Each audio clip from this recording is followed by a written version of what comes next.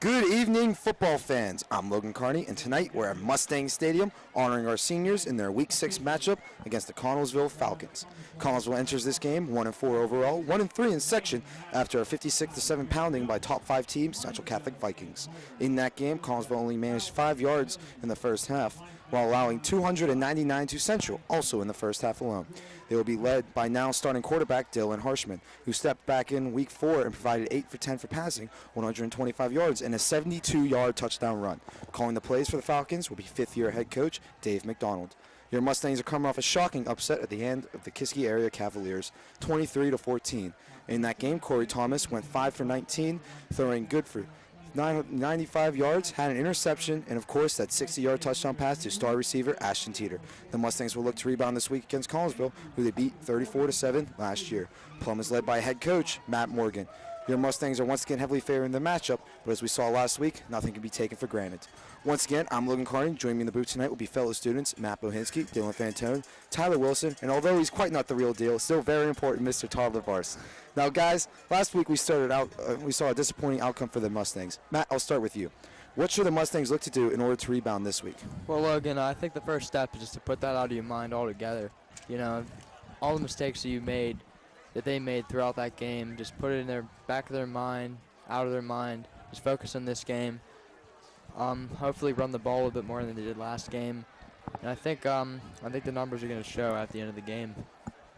Mr. LaVarse? Well, first off, thank you very much for that introduction, I think. And actually, it's a pleasure to work with you guys for my first time this year. I'm excited to see the team. I've not seen them in person yet this year. One thing I've noticed from reading the articles, seeing the broadcasts on TV, I'm going to use a Mike Tomlinson here, guys. Splash plays. I've seen more of them this year than I've probably seen in the past, 3 or 4 years combined. And it's happening in all facets of the game as well. We're talking about, a big pass to Ashton Teeter, like we said before. Return by Patrick Crossy. Great plays by the defense, who's really sticking with it just like they did last year when I thought they played a tenacious game. I'm looking for some big plays tonight. I think they're probably coming out with a chip on their shoulder. I'm looking to see multiple big plays in all facets of the game this evening. Well, you should talk about the big plays. We've seen a bunch of big plays that haven't ended up being big plays because of penalties. For instance, Patrick Crossy, I believe he's had 3 kickoff returns for touchdowns so far this year coming into that last game. Each of them got called back by a penalty. And now here come your Mustangs. We're 3 minutes away from kickoff, so Mustangs trot down the field. Of course, it is senior night. We up here in the booth would like to thank all of our seniors, our senior football players, our senior marching band members, and the senior cheerleaders.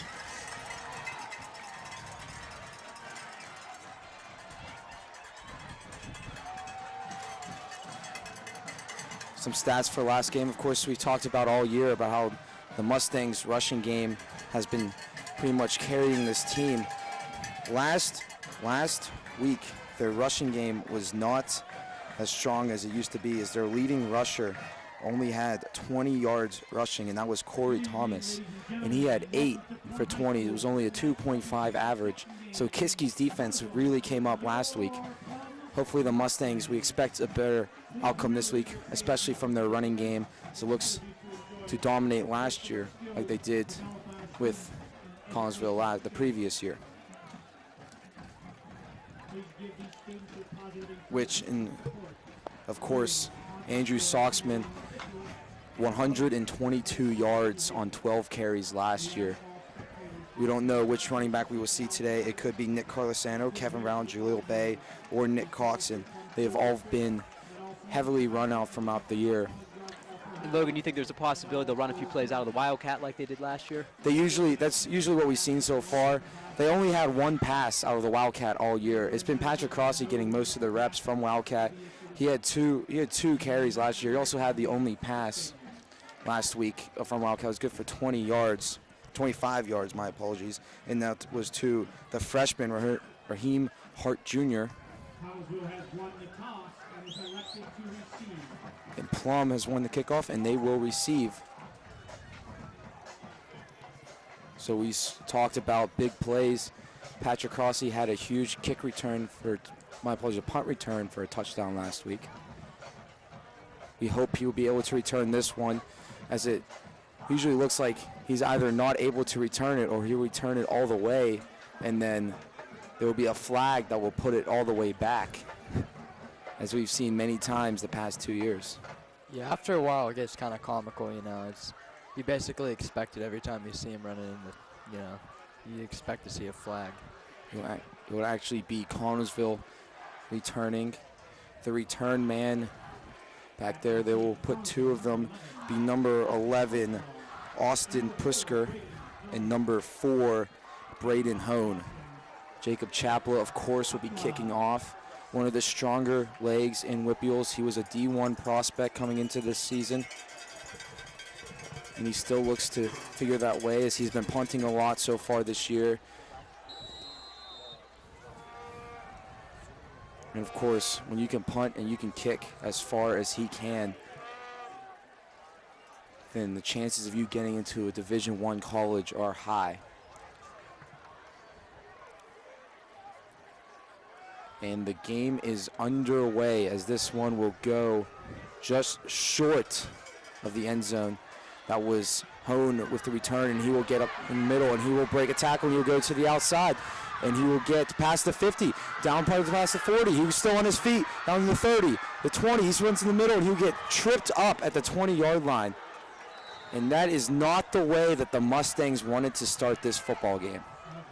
Well, this is interesting because I was actually about to bring this up before the play here, that even if something catastrophic happens at the beginning of the game, Connellsville comes down, scores an early touchdown. I think a good key for the Mustangs tonight was not to get down here. This isn't a trend based off of last week. That might be one play. That was actually a tremendous effort there on the return. To not get down. They're still the favored team here. There's a ton of talent, and what they've done all year, up to this point, shouldn't just miss that based on what had happened last week.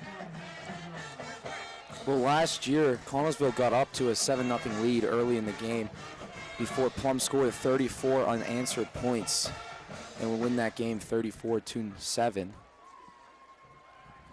So, Matt, do you expect a similar outcome this week? Well, we're hoping, that's for sure. From the look of it here, Connellsville, they're definitely going to put up a fight, especially judging from one play. I know it's pretty quick, but yeah, I think this is going to be a good game. I think one team's going to run away with it, and after that, they're going to find their rhythm and hopefully run away with it. So. And I did not see why they pushed Connellsville back, but they will start this drive at the 33-yard line. So 11:44 remaining in the first quarter. So you see the first play of the game. And it will be a keeper. That was number 1, Dylan Harshman, the quarterback who runs up the middle. I talked with the play-by-play guy for Connellsville early before the game. He says they like to either keep it with their quarterback Harshman and have him run up the middle, or they will hand it out to one of their outside guys. We saw Braden Hone, who returned the kick, run all the way to the other side, and Harshman faked the handoff before running up the middle. So that's something we could see later on in this game. So he's 2nd down and 2 now. Harshman will hand the ball off. That is number 24, Stephen White, and he will get tackled almost immediately. So we see 3rd down and 2. Ball on the 25 now as 11 minutes remaining in the first quarter. Yeah, Logan, about what you said before about a lot of quarterback runs and handoffs. This being a quarterback that is not used to starting at the varsity level, I think he's a little bit nervous to throw the ball. And Harshman, he will hand the ball off. That was number 4, Braden Hone, who will get the first down and a little bit more. He faked off some of the Mustangs defenders who ran in and wrapped him up. And he faked off me up here in the booth, who was looking at him and didn't see Hone running to the outside. That is something similar to what McKeesport does when they have their triple option. Very, very tough to cover. And even tough to film, as I know being on the team last year, it had us fooled up in the booth multiple occasions. And Connellsville will run again. This time they get inside the 15. So it'll be 2nd down. And it looks like 5 coming up. when you're basing your offense, like McKeesport or someone like that, like you said, on some of these plays, as a quarterback, you really have to commit to the fake a lot of times. And I believe it was Zach Nolan actually lit him up there on that 2 plays ago. So, well, you take your bumps in this offense if you want to make it work. And he will hand the ball off. I cannot see who he handed it off to. He will run up the middle, and he will get nothing. Yeah, Plum's run defense looks really good right now. Really blocking all the holes out. Really not getting anything past a few yards for Connellsville. So as long as we keep doing that, I think this is going to be a good game. This will be 3rd down and 5. 9:25 remaining in the quarter. Ball is on the 11. As we were seeing Harshman line up again. Behind them is number 29, Chapman Pipodi. He was instead hand the ball off to Hone, who came from the outside. A helmet is loose for a Mustangs player. It looks to be Christopher Erford, who will have to sit off of this play. But the Mustangs looks like they will hold them to a field goal attempt. 9:05 remaining in the first quarter.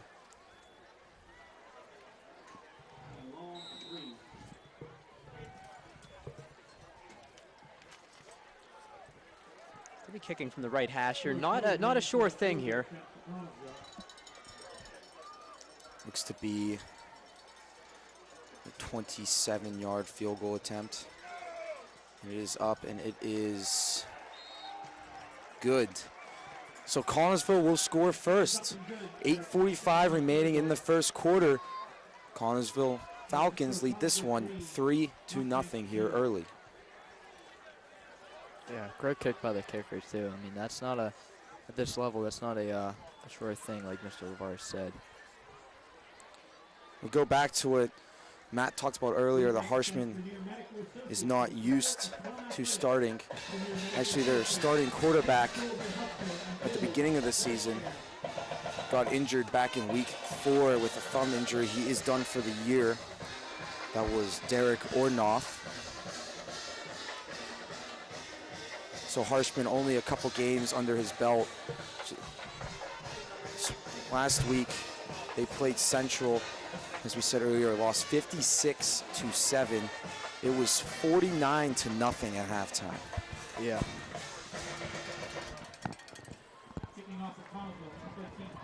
So in the kickoff will be number 13, Corey Fogel. Back to return, we will see 2, Ashton Teeter and Patrick Crossy. We saw them return all the kicks last week.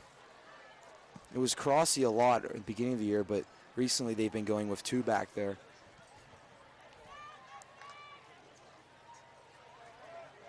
.8:45 remaining in the first quarter. 3-0. Connellsville Falcons lead it.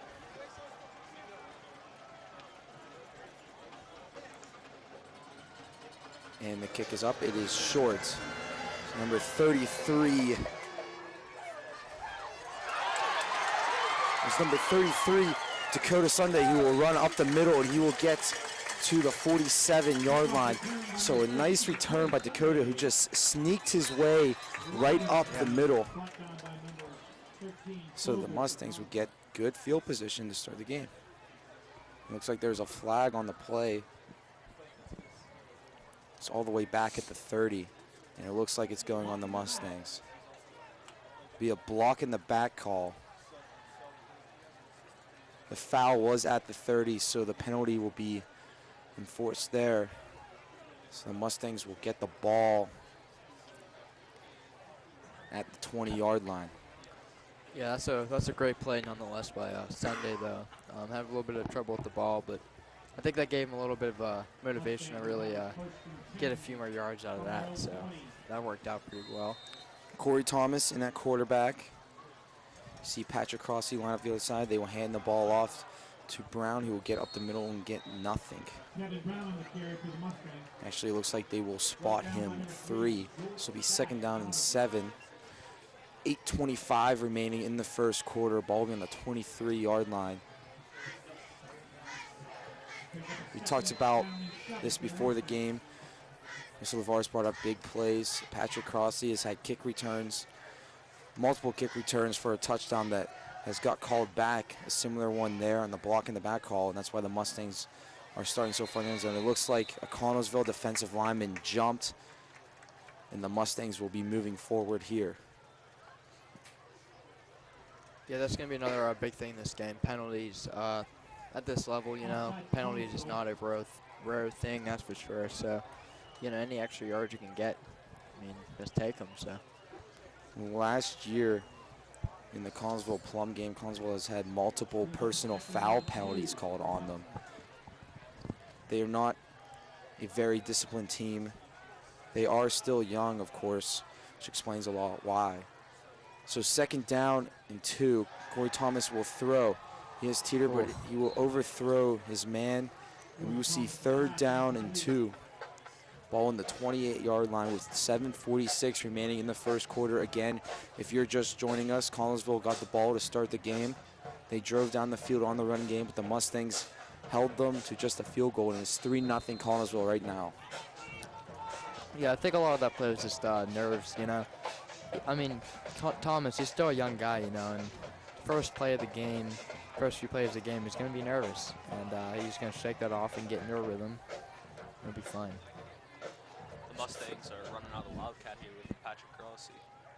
Patrick Crossy in a quarterback. He will run, and he will get the 1st down. He will break a tackle and get up the middle and get tackled at the 40-yard line. So a nice play by Patrick Crossy. We like the Mustangs running up. And a player for Connellsville lost his helmet. That was number 82, Jacob Ferris, and he will have to come off on the play. So it'll be 1st down and 10, ball on the 40-yard line on the nice run up the middle on the Wildcat play by Patrick Crossy.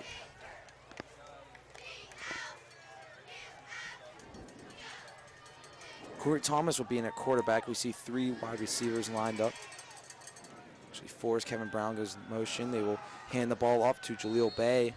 He will get 2 yards, so we see 2nd down and 8. So we get under 7 minutes here in the first quarter. 3-0, Connellsville leads it. Yeah, I was talking to Jaleel Bay earlier today, and he seemed really excited for this game. You know, he said he really wanted to show that they can come back from a loss like this. And from the look of it, I think they're going to do just fine. The Mustangs' offense, it can just be really explosive. Corey Thomas in a quarterback. He will hand the ball off. That is Nick Coxon this time. He will get 4 yards on that carry. 6:30 remaining in the 4th quarter. 3rd and 4. Ball on the 46. And Corey Thomas will come out in quarterback. We saw Patrick Crossy in the 3rd down and 2 come out as the Wildcat quarterback and run the ball up the middle. Coxon will be lined up behind Thomas. Crossy lined up closer to us. Teeter on the opposite side. There's a snap. Thomas will throw. He finds Teeter. Teeter got the 1st down and then some. He will push a guy off and get knocked out of bounds at about the 43-yard line. So it'll be another 1st down for your Mustangs. 1st and 10. Ball 6 minutes remaining in the first quarter. The Mustangs are driving right now. Yeah, they're looking solid right now. Corey Thomas not showing as many nerves as he was the first few plays. So ball will be on the 42-yard line. Corey Thomas sends his man to the line. 5:54 remaining in the first quarter. Corey Thomas in shotgun. He has a man in motion. And there's a snap. It will be handoff to Coxon, who will run up the middle, and he will stay on his feet. And he carries a man for the 1st down. A helmet will fall off for a Connellsville player, and he'll get tackled at the 29-yard line. And there's another 1st down for your Mustangs as they continue to drive down the field with 5:46 remaining in the first quarter. That gains enough for another Mustang. Yeah, a lot of talent at the running back position. You saw Nick Coxon there, Jaleel Bay, of course Kevin Brown, probably the #1 guy to give it to. But it's always good to have depth in that position because that's a position that a lot of guys get injured and beat up and tired from. So we see Patrick Crossy and Wildcat, and there's a snap, but it will be a flag. My apologies, a timeout called by the Mustangs at 5:20 remaining. Might have been play clock running too low. So the ball will be on the 29-yard line, 5:20 remaining in the first quarter. And Matt, what do you think the Mustangs are going to have to do to drive down and get into the end zone? You know, get into a rhythm, basically. They look like they're settling into a good one right now, you know. Mix it up, run play here, pass play there. You know, keep it short, too. Don't do anything too flashy right now this early in the game, so. How about you, Logan? I agree with you, Matt. Looks like they're running the ball right down the field so they can just continue that game plan. Maybe throw a couple more quick passes. And the Mustangs should get into the end zone as it is looking like on this drive. So ball on the 29-yard line, 5:20 remaining in the first quarter. 3-0, Connellsville leads it. Patrick Crossy again in at Wildcat quarterback. There's a snap. He will keep and he will run to the outside. And he will get hit at about the 26-yard line. So three-yard run for Crossy as we get under 5 minutes here. Interesting thing about Patrick Crossy we talked about earlier, he has thrown the only pass out of the Wildcat formation for the Mustangs this year. It was a 25-yard completion last week to Hart, the freshman. And so far, we've seen him do nothing but run out of the Wildcats so far this game.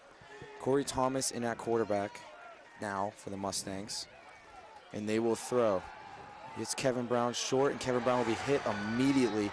And that was a hard hit by number 28, Lucas White. And there will be a loss on 4 on the play. So we will have 3rd down and 11 with 4:20 remaining in the first quarter. Those swing passes out of the backfield to me have always seemed like one of the most difficult to execute. When you watch even NFL players try to make them, the quarterbacks, it's very hard to miss them. And as the running back catching it out of the backfield, you know that you're going to get hit pretty quickly, most likely if a block isn't set up properly. So it's definitely a dangerous play. It can be very rewarding if it works. That time a very nice play by the defense. Corey Thomas in quarterback, he will throw. He has Crossy open, who makes a great catch for a 1st down. There's 2 flags on the play. It looks like it's going to go against Connellsville, maybe a personal foul on a late hit. But Patrick Crossy, a great catch. Corey Thomas finding the open man, and the Mustangs will have a 1st down, it looks like. And it will be a personal foul on Connellsville, so that will move them up a bunch. Yeah. Yeah, Logan, like you said, they just got to be more disciplined, Connellsville. You know, I think that's what we're going to see a lot is personal fouls, and that's fine. They had several last year, and they will push this one up to the 8-yard line. So the Mustangs are now in the Heinz red zone. Get your thick and rich Heinz ketchup at your local Giant Eagle. To be 1st and goal, ball on the 8-yard line. 3:46 remaining in the first quarter. Connellsville leads this one 3-0. Corey Thomas will hand it off to Kevin Brown, and Kevin Brown will run up the middle, and he will get into the end zone for a Mustang touchdown. So with 3:33 remaining in the first quarter, the Mustangs respond to the field goal by Connellsville, and they will put up 6 points and take the lead here with just 3 minutes and 33 seconds remaining in the first quarter. Jacob Chapla on to kick the extra point, and he has been nothing but consistent this year.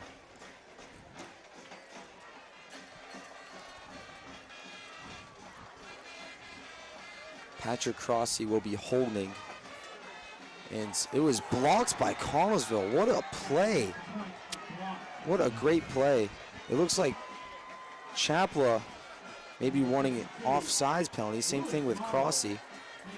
But they will not get it. So a great play by the Connellsville line to get in there and block the extra point. So instead of a 4-point lead, the Mustangs will now be only leading by a field goal. Going back to the touchdown, KB, they're dragging defenders with them up the hole there and reaching out for the goal line. Always a risky play when you do that. There's the ball coming loose, but he had such power behind him there that he made it work for him. Great drive by the Mustangs. And let's hope that keeps the ball rolling here. Step on the gas. Well, Matt mentioned earlier, the Mustangs are very deep at the running back position. Off the top of my head, I can think of 4 that are very good. Nick Carlosano, Kevin Brown, Nick Coxon, Jaleel Bay. We've seen Patrick Rossi be the main Wildcat guy so far these past couple of weeks. So you can add him in that conversation well, and that's why the Mustangs have one of the better running games in all of WPIALs. So Jacob Chappell will kick. Back to return will be Brandon Hone, number 4, and number 11, Austin Pusker. Brandon Hone had the great return that put them all the way at the 20, but there was a penalty that backed them up to, I believe it was the 38, before the Mustangs defense held them to just a field goal. It's now 6-3 Plum Mustangs.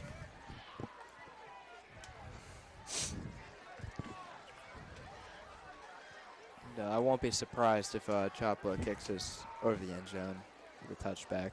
He's been doing that a lot this season, and that's a good thing, so just keep that rolling. And Chopla's kick is up, and this one will go to the end zone, just like Matt said. He has been doing this a lot. It is actually more common to see him get a touchback than to not get a touchback. So the ball will start at the 20 for Connellsville. And again, we will see the young quarterback, Dylan Harshman, coming in. He has not played a lot, as previously mentioned. He had a nice game, or half a game, when he came in. He had a 72-yard run for a touchdown, over 100 yards passing. But last week against Central, they did almost nothing. Looks like he will hand the ball off to the wide receiver coming in for the outside. That was number 24, Stephen White, who will get up to the 27-yard line. So it'll be 2nd down and 3 as we get under 3 minutes here remaining in the first quarter. Yeah, I'm seeing a lot of words exchanged throughout the players here.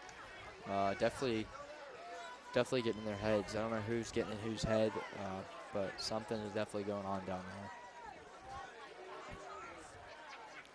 So there's the handoff up the middle. That is number 29, Chapman Papoe, who will get the first down. And he will get tackled at the 31-yard line. So under 3 minutes now, 1st and 10, ball on the 31-yard line coming up for the Connellsville Falcons.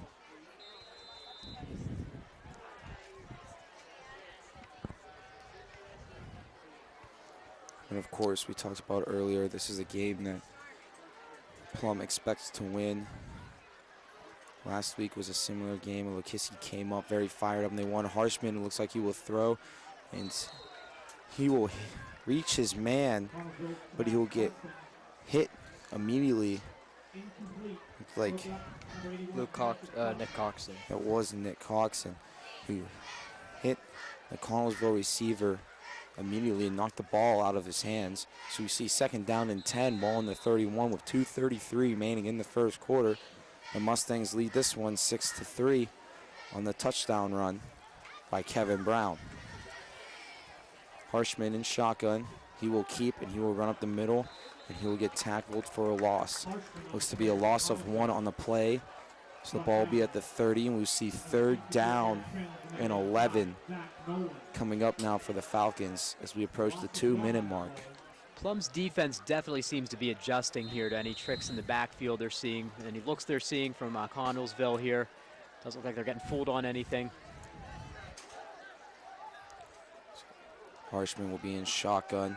3rd down 11. He will throw as he rolls out closer to us, and he will find his man. That is number 24, who will run down the field, and Patrick Crossy would go for the strip, but will tackle him instead. So number 24 is Stephen White, and that is a huge completion. That'll put them all the way at the 18-yard line. And Connellsville is now threatening in the Mustangs' red zone. I'll be honest, when he put that ball up there, I thought that was going to float out of bounds, out of reach there, but just kind of dropped right into the receiver's hands, so good catch there. Yeah, no, good job by Crossley to catch up to him. That's tough to do, you know, when he catches his stride. He got the, yeah, he just had. And Harshman will get the snap. He will hand the ball off. That is number 4, Braden Hone. He will get to the 15-yard line, so it'll be a gain of 4 on the play. And Matt, going back to what you were just saying there, he had the presence of mind to actually try to strip the ball there, too. So Yeah. he caught up with him. He knew he had the tackle. He had a firm grasp on him, and he swung the arm around there, too. So heads-up play by Patrick there. Definitely. And the referees will actually give him a generous spot and put the ball at the 14. So we see 2nd down and 6 coming up. 1 minute now remaining in the quarter. Harshman will throw, and he'll get immediately hit. That is Zachary Nolan, who will break through the offensive line and immediately slap the ball away. And we will have 3rd down and 6 with 1:07 remaining in the first quarter. Yeah, that was a great play by Nolan to break that up, you know. It wasn't an accident to get hit by the ball. He saw the ball coming through the whole way. Great heads-up play by him, so. And Harshman, he will send the man motion to the other side, and he will throw. He will float the ball up. That is number 28, who will get hit immediately. That was 28, Lucas White. And it looks like that will be a loss of 2 on the plays. We're now under a minute. And again, we will see the Connellsville field goal team trot onto the field to try and tie this game up as we go into the second quarter. Yeah, and that big hit was credited to Eric Trends. I overheard the PA announcer, so. PA announcer right next to us, and the speakers right above us here in the booth. Number 13, Corey Fogel will kick, and that one will be up and good, but there are flags on the play, so looks like it may not matter.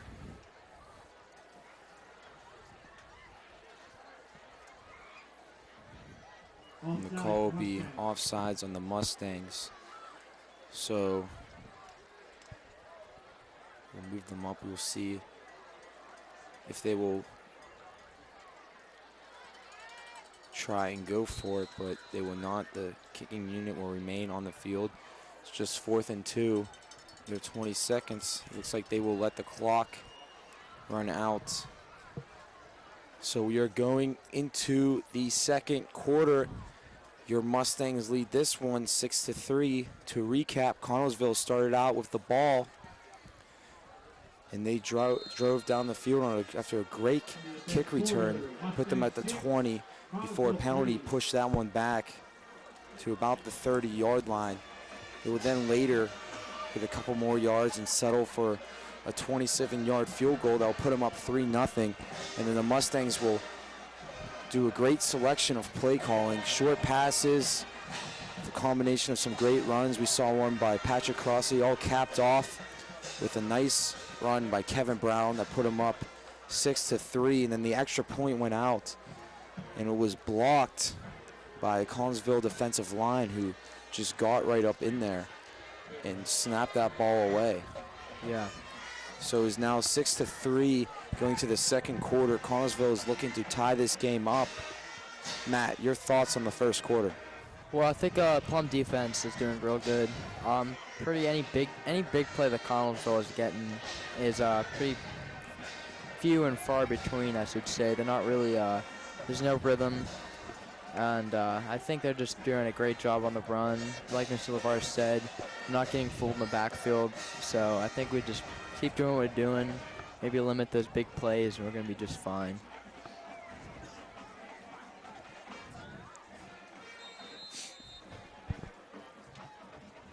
So now the play clock will start as the second quarter starts in Connellsville. Like we said, they looked like they were going to go for the extra point, but now they will send the offense out there. So it'll be 4th and 2 in an attempt here.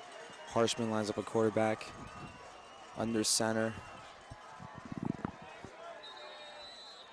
And it looks like they only did that to try and draw a penalty by the Mustangs. So instead they will use a timeout here. And now we will see if they again send out the offense or if they will try and tie the game up with a field goal. It's not a long kick. Ball is They are dead center here as well. I don't think they're going to try to kick this one, but we'll see. Maybe not. if their offense will take the field again. Mr. LaVarse, do you understand why they would not run a play on the last one and then send the offense right back out? Yeah, that usually don't see that. Obviously trying to get the first down there, and they're sort of out of options with that this time unless they want to burn another timeout. I guess they think they can get it. Although I would probably trust my kicker to put the points on the board here. It's an easier shot than he had last time. He made that one with no problem, so we'll see if it pays off for him. So Connellsville on the ball, they will actually throw it to the outside, and it will be a great catch. That was number 24, Stephen White, with a great one-handed catch. The throw by Harshman was a little bit wide, and White with a great catch gets the first down, and it will put them at the 4-yard line. So now they will have first and goal on the 4, and the Mustangs defense needs to make a huge stand here. Yeah. So Harshman will line up quarterback. They will throw again, and he will actually run and try and keep it, and he will get hit. It was a huge hit. That was number 44, Nick Carlisano. Talks about how great of a running back he is. One of the better defensive players on this team as well. The huge tackle there, and it will be second down and goal. Ball still on the 4-yard line. It's interesting to see that Connellsville looked to pass on both plays. Nothing materialized there for the quarterback, and he tried to run the ball up but got nothing. And Mustangs wanted a flag there. Connellsville looked confused, and now they will burn another timeout. So they will have one timeout. 2 were burned in the past 3 plays. So they will have 1 remaining with 11 minutes left in the half. And again, we wonder why they didn't just run a play and burn the timeout.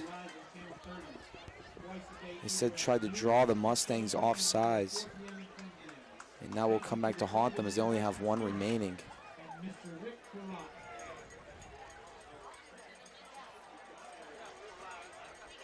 So second down and 4. 6-3 Mustangs lead it. We saw the great run by Kevin Brown. 11:08 remaining in the half. And Harshman will make a nice pitch to the outside. Is Stephen White, number 24. He thinks he has the touchdown. They will give it to him. So the Connellsville Falcons will take a lead after opting to not go for the field goal. And they will have 9 points here as kicker number 13, Corey Fogel, trots out to the field. He's the linebacker and one of their backup quarterbacks also. But we saw him with a nice kick earlier, and this one is up, and this one is also a nice one. It is up and is good. So Connellsville will take a 10-6 lead here early in this one. Well, credit where credit's due. I talked up Kevin Brown's touchdown run before. That one was equally as impressive, a nice stiff arm there. So give credit to Connellsville. Again, some interesting play calling there where they didn't choose to run the offensive play and burn the timeout. So if something positive came out of that, it was that they did burn 2 timeouts during that last drive there. But Plum's going to get the ball back with 11 minutes to go, and we're still very early in the game here. Let's see if they can come up with a good drive here and get some momentum back.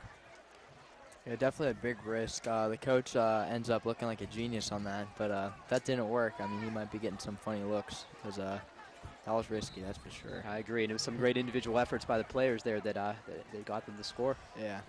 They burned 2 timeouts on that last drive. Like we said, they only have 1 left. The first one was burned when they tried to draw the foul by the Mustangs, draw the offsides penalty. The Mustangs did not bite. And then the second one was burned. Looked like confusion by the Connellsville offense as two guys went into motion. There was no flag by the referees. So nonetheless, Corey Fogel will kick this one off. Back to return will, of course, be Patrick Crossy and Ashton Teeter, two of the more athletic kids on this Mustang team.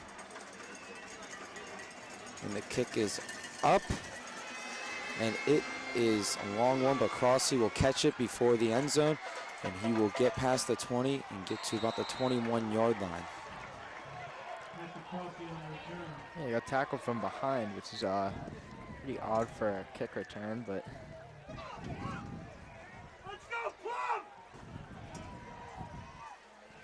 the Mustang crowd is stunned that Connellsville is leading 10-6 right now.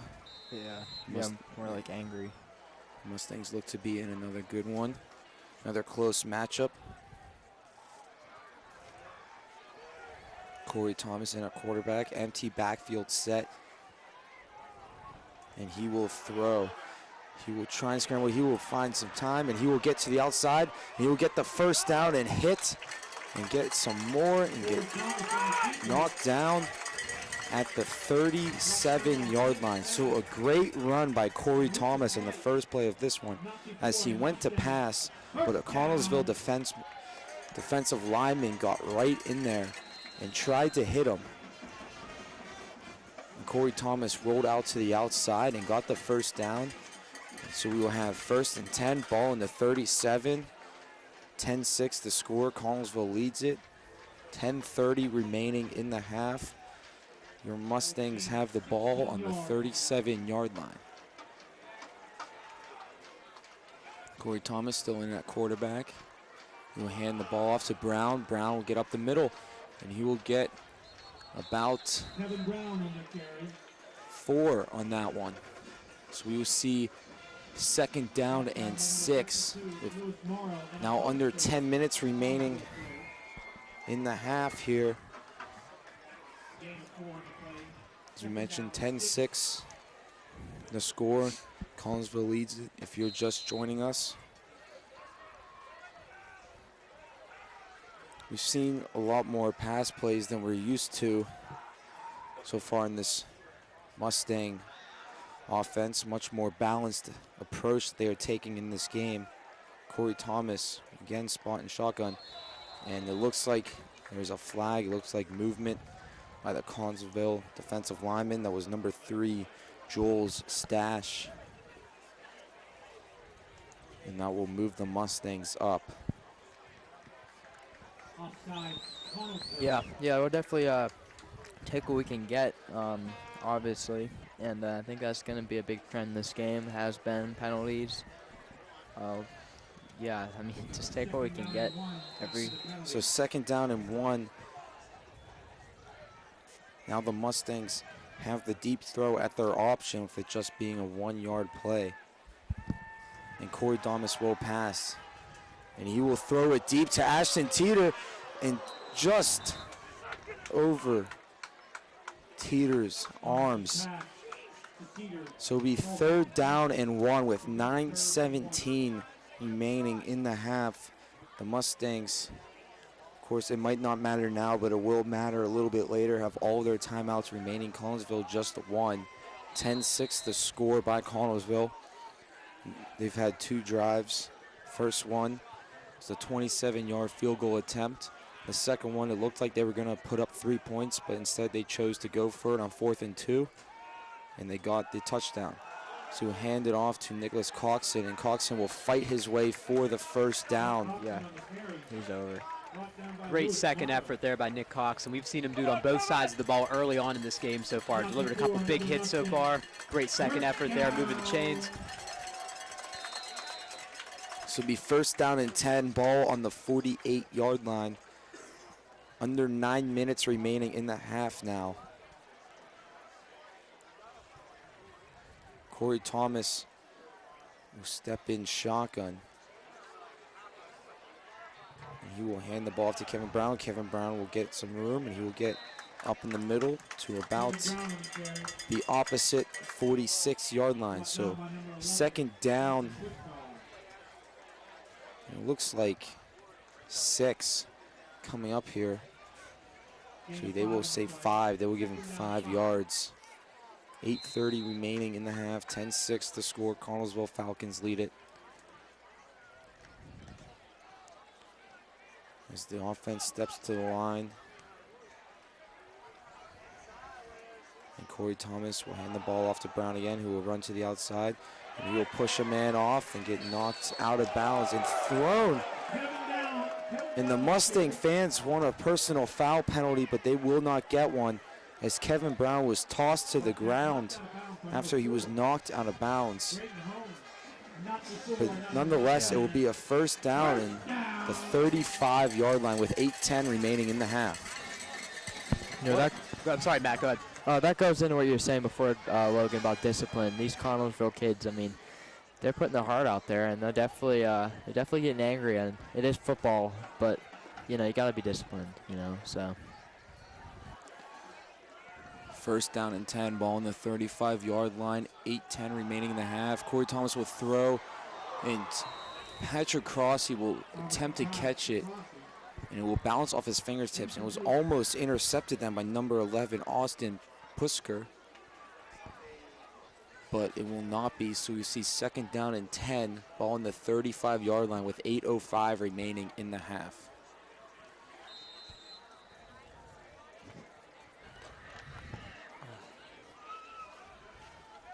Corey Thomas in shotgun.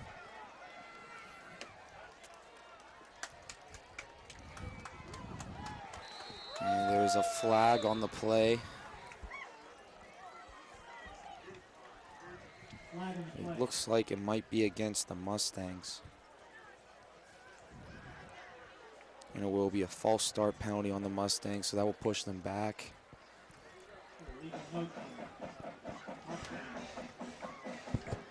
All the way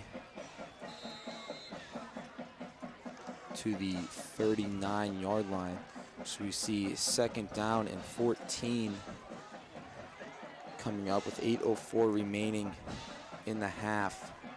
Corey Thomas in shotgun, Brown lined up behind him. He will pitch it to Brown, who will run to the outside, and he will sneak his way up for a couple of yards. So we see third down and 12 coming up for your Mustangs. Brown makes a nice move there. On the big run he had before, he made a nice little cut and turns on the Jets there. He did the same thing right there. After that pause, he was able to make a couple yards out of what was nothing there, potentially a loss. So good, he has that good burst to him, I think. Yeah. Yeah, once he gets going, I mean, once he catches a stride, you know, it's going to be tough to catch him after that, you know, so.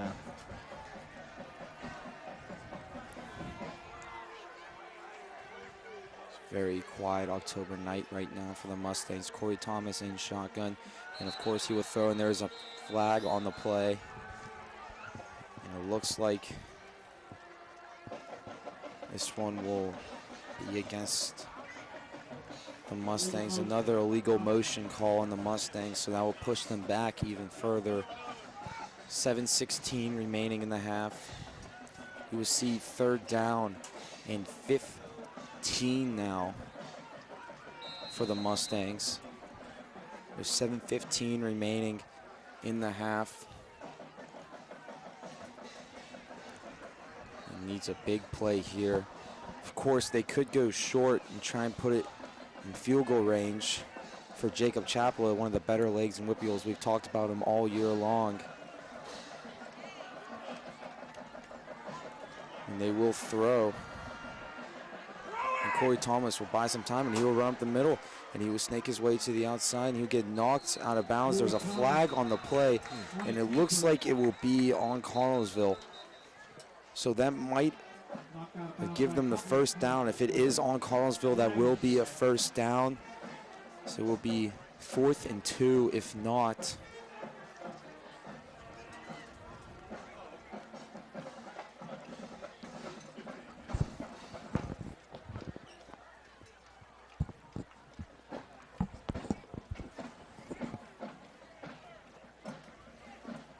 And it will go against the Mustangs.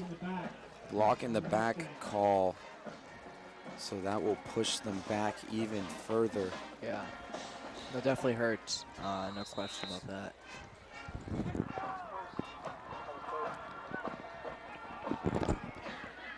That's a shame, because sometimes you see those plays and you realize that's why a big play happened. I didn't actually see that one in particular. So It will give the Mustangs another 3rd down, so there is light on that one. And Corey Thomas will throw, and he will find Brown. Brown up the middle. He will shake off a man and get inside the 1st down. He will get to the 10-yard line, still on his feet. He'll get tackled at the 5-yard line. And the penalty gives the Mustangs an extra chance at getting the 1st down, and that will put them all the way at the 5-yard line. Yeah, that was, he stayed up. There was guys hanging off him everywhere, and he stayed up. And there's a flag on the play, a late flag on the play. It will be a personal foul on someone. And it looks like it would be on the Mustangs. We did not see what happened, but somebody must have said something.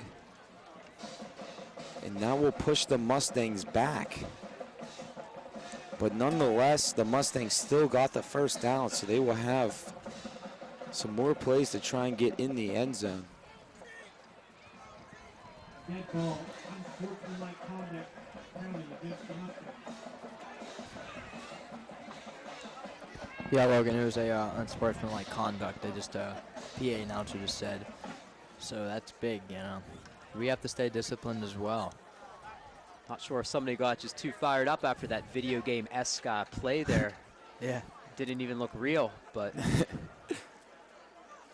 Well, sometimes you always question if whether a coach would rather opt for the 4th down and short, or 3rd down and long. That time Connellsville opted for 3rd and long, and it did not work out the way that they had planned. That penalty will push the Mustangs back to the 20, so we see 1st down and goal, ball on the 20 with under 6 minutes remaining. And Corey Thomas will fight his way up for a couple of yards. They will give him 2, so we see 2nd down and 18 with 5:50 remaining in the half. looked like Thomas had the option going there with Coxon, I think, too. Looked like he had the option to pitch it out to him. Kept it himself there, got a couple-yard gain. Yeah, he should definitely not be too afraid to run. You know, he's a fast kid. He's big. You saw there he was fighting for the extra yards. So the Mustangs will be in the red zone. The Hines red zone. Get your thick and rich Hines. Catch up with your local Giant Eagle. Corey Thomas will hand the ball off to Nick Coxon. Nick Coxon will break a man, and he will get into the end zone for a Plum Mustang touchdown. The Mustangs will now lead this one 12-10. They might go for the 2, or they will try and opt for the field goal lead. The last one was blocked. And, of course, extra points, they usually are automatic, but after a great play by the Connellsville line on the last one, you will hope that this will give the Mustangs a 3-point lead, and the Connellsville line looks like they will jump. It might be false start on the Mustangs.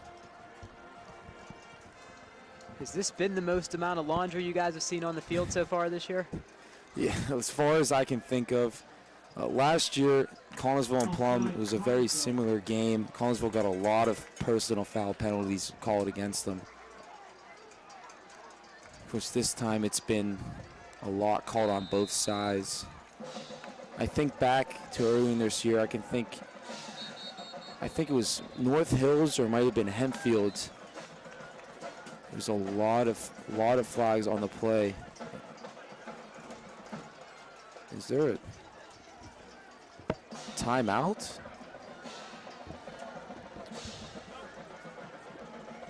yeah. This is timeout. You not see who called it. Somebody looks like it'll be on the Mustangs. Yeah. So that is their 2nd timeout of the half, I believe.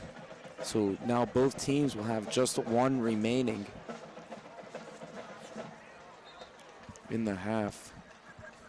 I did not see why they called a timeout, but now you can, as they will go for the 2-point conversion. Maybe. Yes, they will go for the 2. Is why they called a timeout. It'll be Patrick Crossy in a Wildcat. And he will run it up, and he will fight his way for the 2 points. So it will be a 4-point lead for the Mustangs. And now both coaches have went for it in key situations. Both coaches have found successful attempts by their teams, and the Mustangs will now lead this one 14-10 with 5:16 remaining in the half. This is definitely a closer game than we expected. Unfortunately, I guess we were a little bit crass in our prediction. You know, hopefully we thought it was going to be a blowout. Doesn't look that way as of right now, but if we just keep the rhythm, I think it could be. So still a lot of football left to be played. Connellsville Falcons putting up a great fight here early. They are only trailing 4. Back to return for Connellsville will be number 4, Braden Hone, and number 11, Austin Pusker. Hone had the great return earlier in this game. It was the first one of the game. Put them at the 20 before a penalty pushed it back to about the 27-yard line. They would end up getting 3 on that drive. The Mustangs followed that with a touchdown of their own, touchdown run by Kevin Brown, in which he carried guys into the end zone. Great run by him before Connellsville will get the ball back, drive down the field, and score. I mentioned they went for it on 4th and 2 and got it. And at 1st and goal, ball on their own 4, as this one is kicked up by Jacob Chapla, and it will go to the back of the end zone for his 2nd touchback of the game. Great kick. And of course, you just saw the last drive by the Mustangs there. As they move down the field. Great run by Nicholas Coxon to find the end zone, and it was Patrick Crossy who put up 2, and that's how we got to this 14-10 score with 5:16 remaining in the half. The ball will be spotted at the 20. Dylan Harshman, the junior, only 2 games of varsity experience at his belt, will be in at quarterback. And he will hand the ball off to be number 3, Joel Stash. And he will get a yard on that one. So we see 2nd down and 9. Under 5 minutes here remaining in the half. Mustangs lead this one 14-10.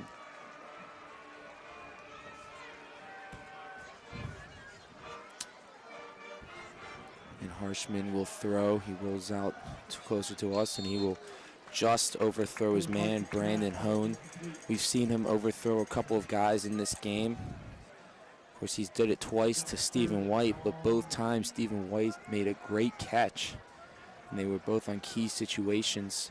The one gave Connellsville that 1st down we talked about earlier that put them at the 5. The other one drove them to that point. It looked to be about a 40-yard pass. And Harshman will throw out to the outside, and again he will overthrow his man. The intended receiver was Brandon Hone.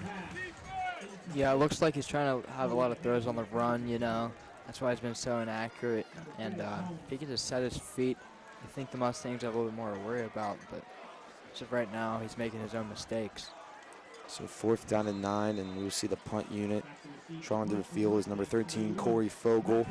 He's listed on our rosters as a linebacker / quarterback, but he's been doing all the kicking today. Patrick Crossy back to return. He had the punt return for a touchdown last week.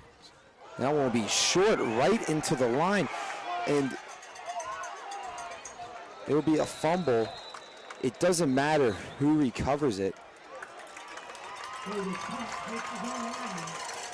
So the Mustangs will start this drive on their own 12-yard line. So the Connellsville 12-yard line. Wow, so you don't see that too often. No. Step to the side there. He looked like he was trying to avoid the rush with the punt, maybe angle it away so there couldn't be a big return. And I don't know if that led to him just booting it right into the line there, the oncoming rush. But you don't see that too often, and we'll take advantage here. Well, like I said before, he punted that one. He is listed as a linebacker / quarterback, so perhaps this is his first time getting work in as their punter or kicker, as that would be handoff up the middle.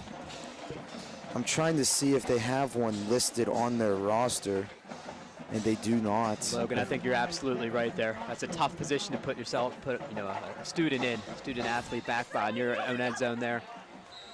Plum capitalizes. The ball will be at the 9-yard line. So we see 2nd down and 6 with under 4 minutes remaining. Corey Thomas in quarterback. And you hand it off to Jaleel Bay, who will get up the middle for a couple more yards. On that punt, guys, it looked like 57 took the ball straight into the back.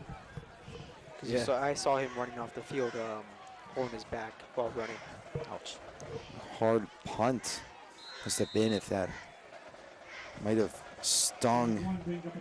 57 for Connellsville is Todd Brothers II, a senior lineman on that team, plays both offensive line and defensive line. And you're not expecting a football to the back either at that point, so Yeah. making it doubly surprising. So Corey Thomas in a quarterback, he will throw. Teeter will run in front of the man. There's a flag on the play, and it looks like it will be pass interference. And that is huge for the Mustangs, as that will give them a 1st down. Ashton's progress is definitely impeded there by the defensive back.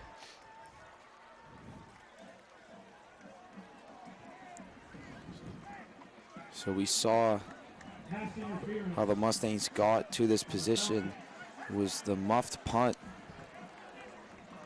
Actually, I don't even know if you would call it a muffed punt, just a bad punt by their linebacker, number 13, Corey Fogle. He's listed as a linebacker. He has made a tackle in this game. And Corey Thomas will run the ball up the middle, and there will be a Mustang touchdown, and they will have 20 points on the board, and likely 21 bearing the extra point. The Mustangs will now have a 10-point lead on Connellsville, and it'll be under 3 minutes here remaining in the half. It's just what the Mustangs needed after that poor punt by Corey Fogle. Again, he is not listed as a punter or kicker on our roster, so this could be one of his first few games in that position. So Jake Chappell on attempt the extra point. That one is up, and that one is good. So with 2 minutes and 59 seconds remaining in the half, the Mustangs lead this one 21-10. We talked about earlier, Corey Fogle did a great job kicking, but that punt, obviously not a very good one. Yeah, that might not have been his fault though. That might have been the guy he hit. Which, yeah, that's unfortunate for them. But I'm not complaining. They can do that again if they want. Could have been a low snap, caught him off guard. But nonetheless, it does help the Mustangs. The Mustangs got 7 points with 2:59 remaining in the half. Jake Chappell on to kick off, back to return. Number 4, Brandon Hone, and number 11, Austin Pusker. Sometimes when it rains, it pours. It would not surprise me to see Plum put a couple more points on the board, a field goal maybe here before the end of the half. I know there's not a lot of time left here as they're about to kick off, but it wouldn't surprise me either a turnover or them to get a quick 3 and out and get the ball back. Yeah, and then that'll definitely help their confidence and their rhythm, like I've been mentioning all game throughout halftime. Come back with a good lead, it's really as long as they keep their head down and keep pushing. So there's the kick. It is up, and this one will not go to the end zone, just missed it by a yard, and Hone will return it. And he will get tackled at the 20. Looks like they were spotted at the 21. So really, it will work just as much as it will work just as much as a touchback, as Connellsville will start this drive back into their own 21-yard line.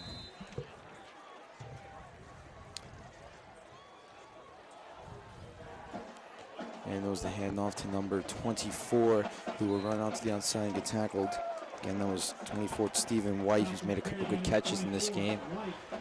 We talked to the Connellsville play-by-play man earlier. He says that they like to do that. They like to run up the middle with Harshman, or they will hand it off to one of the guys spotted on the outside. So we have 2:25 remaining in the half.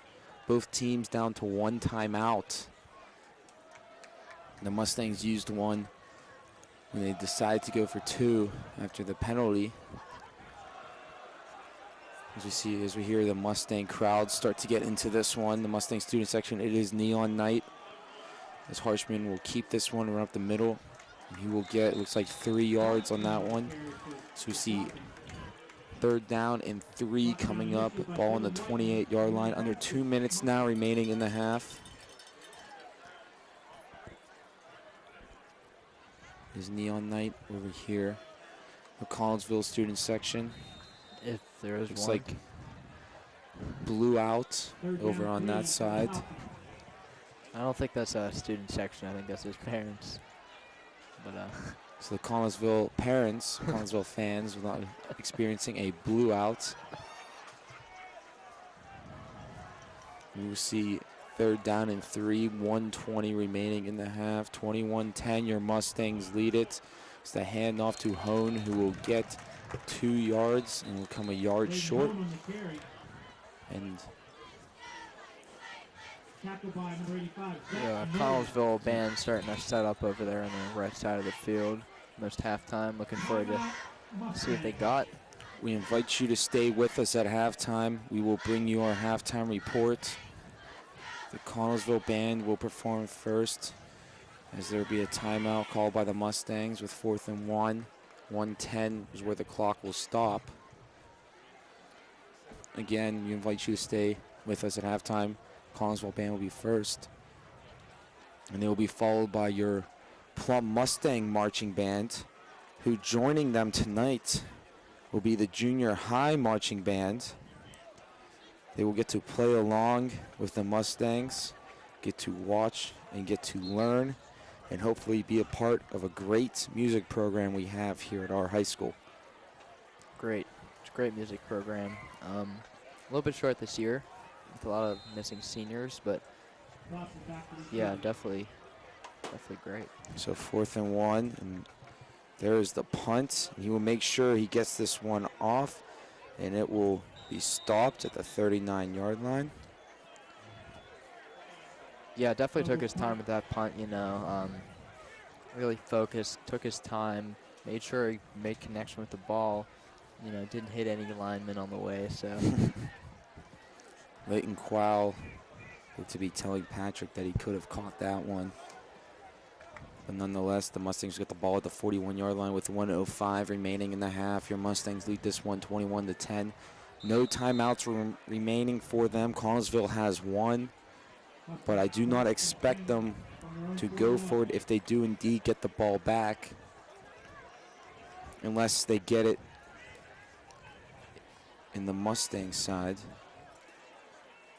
But Corey Thomas will throw, and it will almost be intercepted, but complete to Teeter, and he has some speed, and he will get down the sideline past the 30 and get knocked out of bounds at the 22-yard line. And a great play by Ashton Teeter that puts the Mustangs in scoring position. He does a great job of getting out there. 54.2 is the exact time remaining on the clock for the half. 21-10, and Ashton is certainly shining on senior night. What a quick strike by Thomas there, too. There was a lot of traffic around him. He put that ball right where Ashton could get it and take off. Kevin Brown will be spotted behind Thomas. And he will hand it off to Brown. Brown will get in the outside. He has some room. He will shake off a man and shake off another guy. Do a nice spin move, get inside the 5-yard line. And another great run by Kevin Brown that will put them at the 4-yard line. Yeah. With 43.6, the exact time remaining. Of course, they follow college rules, so the clock doesn't start till they set the ball up. And they will spike the ball. It looks to be Zach Nolan. Looks like there was a penalty on Connellsville, but the referees will not call anything. So we see second down and goal. Ball on the 4-yard line with 39.2, the exact time remaining in the half. Your Mustangs lead this one 21-10, and they are looking to extend that lead even further as they are now threatening in their own red zone. This is the Heinz red zone. Get your thick and rich Heinz ketchup at your local Giant Eagle. I will.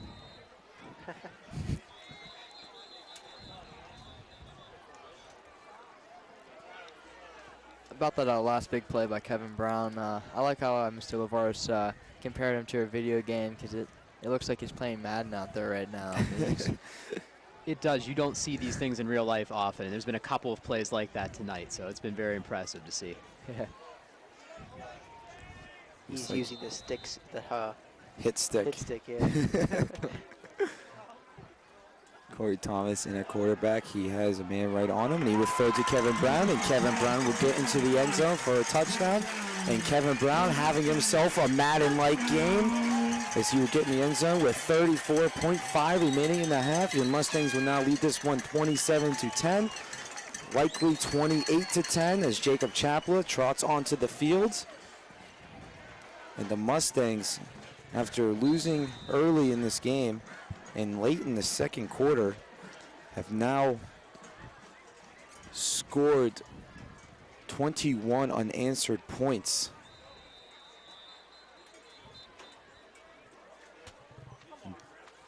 Referees, like, they'll be calling a penalty on the Mustangs kicking unit, and that will back up the field goal. That was the extra point. Illegal motion on the Mustangs.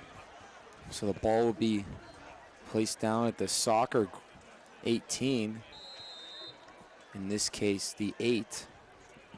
So it will be a 25-yard field goal attempt now for Chapla. Yeah, that should not be a problem though for him though.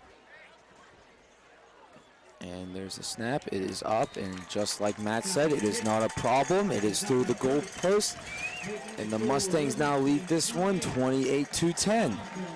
So, with 34.5 remaining in the half, your Mustangs lead this one 28-10. Well, what did I say, guys? It wouldn't surprise me for them to put more points on the board. They did. Should I say again that maybe they have a chance to put another field goal on the board before halftime here? I mean, Why not? they've got still 35 seconds left. It didn't take them that long there. If they can get a quick turnover, it is doable. They do not have any timeouts remaining. Connellsville just has one. I do not expect Connellsville to attempt to get a touchdown. They could run up the middle and see if the running backs can break a long run. We will have Jacob Chapla come to kick off. Again, we invite you to join us at halftime. This Connellsville Marching Band will be before the Mustang Marching Band. Joining us tonight down on the marching band field will be the junior high marching band who will be performing with them. It's a great way by band director Mrs. Lloyd to try and get kids into joining the marching band program as we see them start to trot down on the field.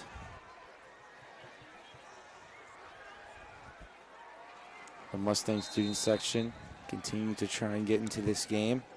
Back to return will be number 4, Braden Hone, and number 11, Austin Pusker. Jacob Chapla to kick off. We've seen him do 2 touchbacks so far in this game, and one that almost went into the end zone. This one will be up, and this one will go to the 3-yard line, and Hone will return up the middle, and Hone has some room. He will shake off a Mustang defender, break the tackle by Chapla, and he will get tackled at the 40-yard line. So another great return by Hone. He had that one that went all the way to the 20-yard line before he got pushed back by a penalty. It was Leighton Quao with the potentially touchdown-saving tackle. It's funny to say that when the ball's being spotted on Connellsville's 41-yard line, but it is true. As besides Leighton, there was nothing but daylight there for Braden Hone. So now that they are at the 41, it looks like they could go for it. And they will hand the ball off. There's number 24, Stephen White with the carry. Clock is at 20 seconds now. There will be the last timeout called by Connellsville. So they'll stop the clock at 20.4 seconds, 28-10. Your Mustangs lead it. Second down and 7 coming up.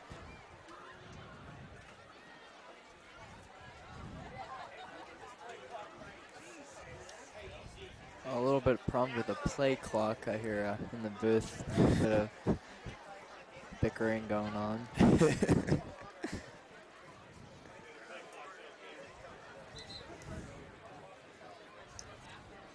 It's up here in the booth. Everyone is up here. The Connellsville broadcast team. The Trib Total Media is up here as well. Yeah. The Mustang coaches are up here. The Mustang stat guys are up here. It's a party. And there's the throw. He will get hit as he tried to scramble out and trying to buy some time for his receivers, and that will tick away the clock for halftime. Your Mustangs will go into the halftime with a lead. Kevin Brown has been huge. We will try and get stats for you later at the end of halftime. Please stick with us so we see both the marching bands come up. So at the end of the first half, your Mustangs lead this one 28-10, and they will get the ball in the second half. Yeah, a little bit. You guys talked about it. Yeah, that's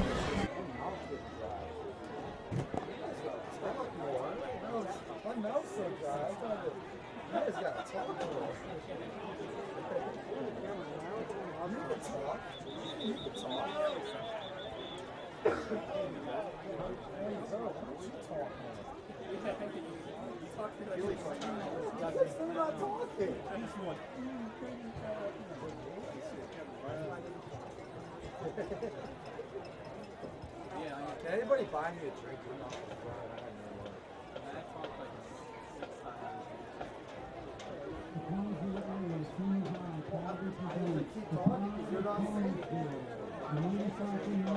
Hey, your color guy.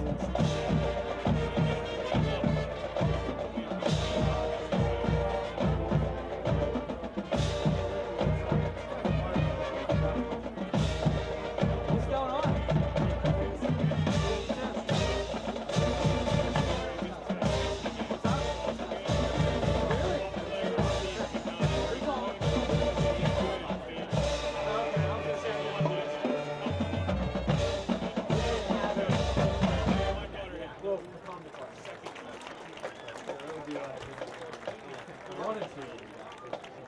I mean, I love it.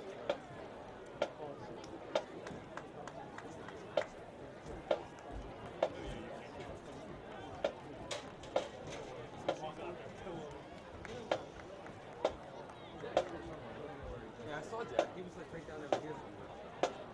That's where I was.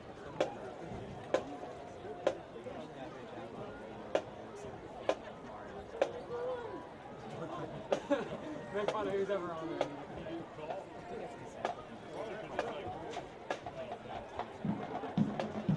Ladies and gentlemen, we are proud to present the Plum Mustang marching band.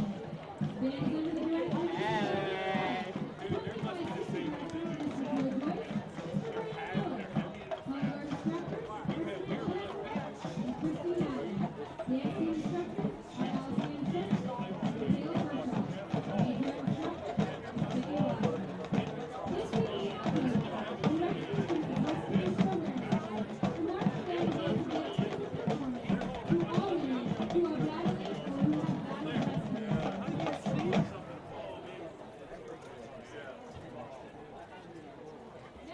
Now, put on your dazzle jumpsuit, trace back that hair, and throw out those sideburns.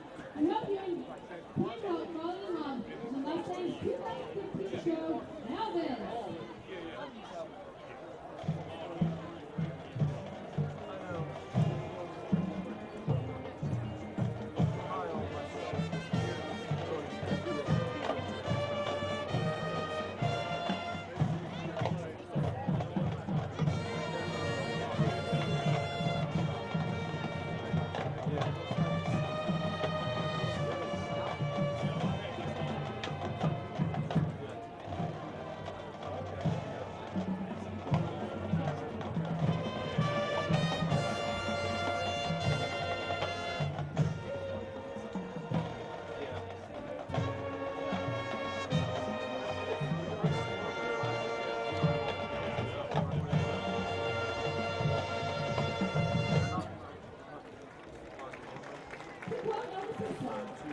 Some people tap their feet, some people snap their fingers, and some people sway back and forth. I just sort of do them all together, I guess. Watch the band at the band front, march, spin, dance, and play as we perform CC Rider and Burning Light in this next movement.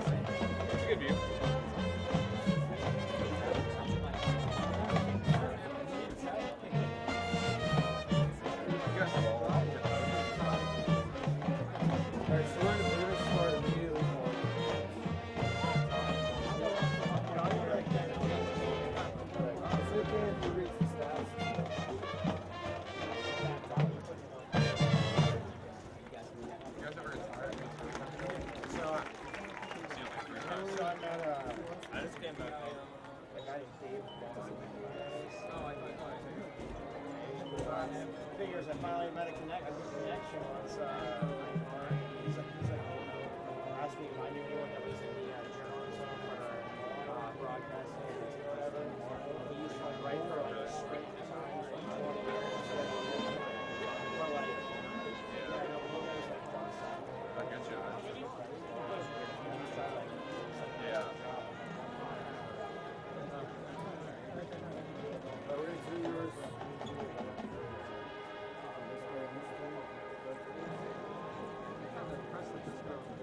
Yeah, I was seeing the same thing. I was just put it on a list.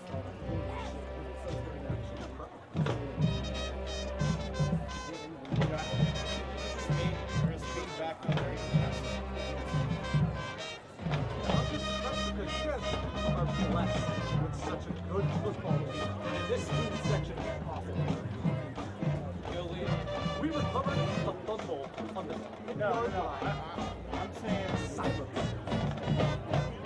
Yeah, I'm saying like this is just important. Like this is what people do on time. Dude, this is better than what No, I know.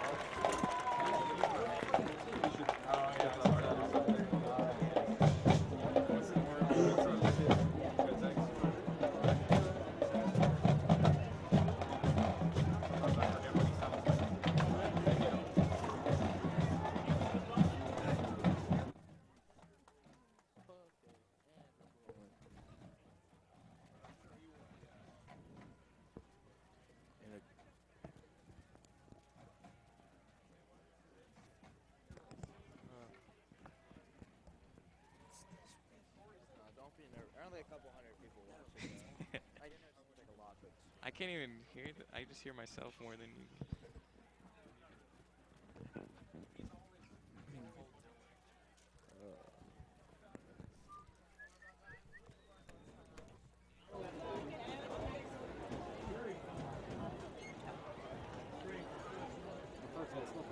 You have an open headset, Logan? We're doing a couple interviews.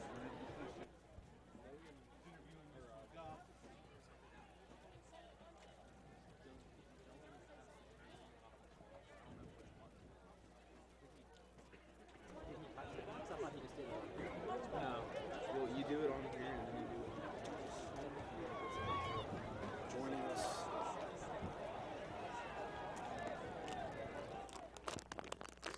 Joining us in the booth. We apologize. We do not know if we can hear ourselves right now. It looks like the sound is going through, but we're having a bit of technical difficulties. We do not know if you can hear us at home. We cannot hear ourselves right now. So we're trying. There we go. We had a bit of technical difficulties, but now it looks like everything is fixed.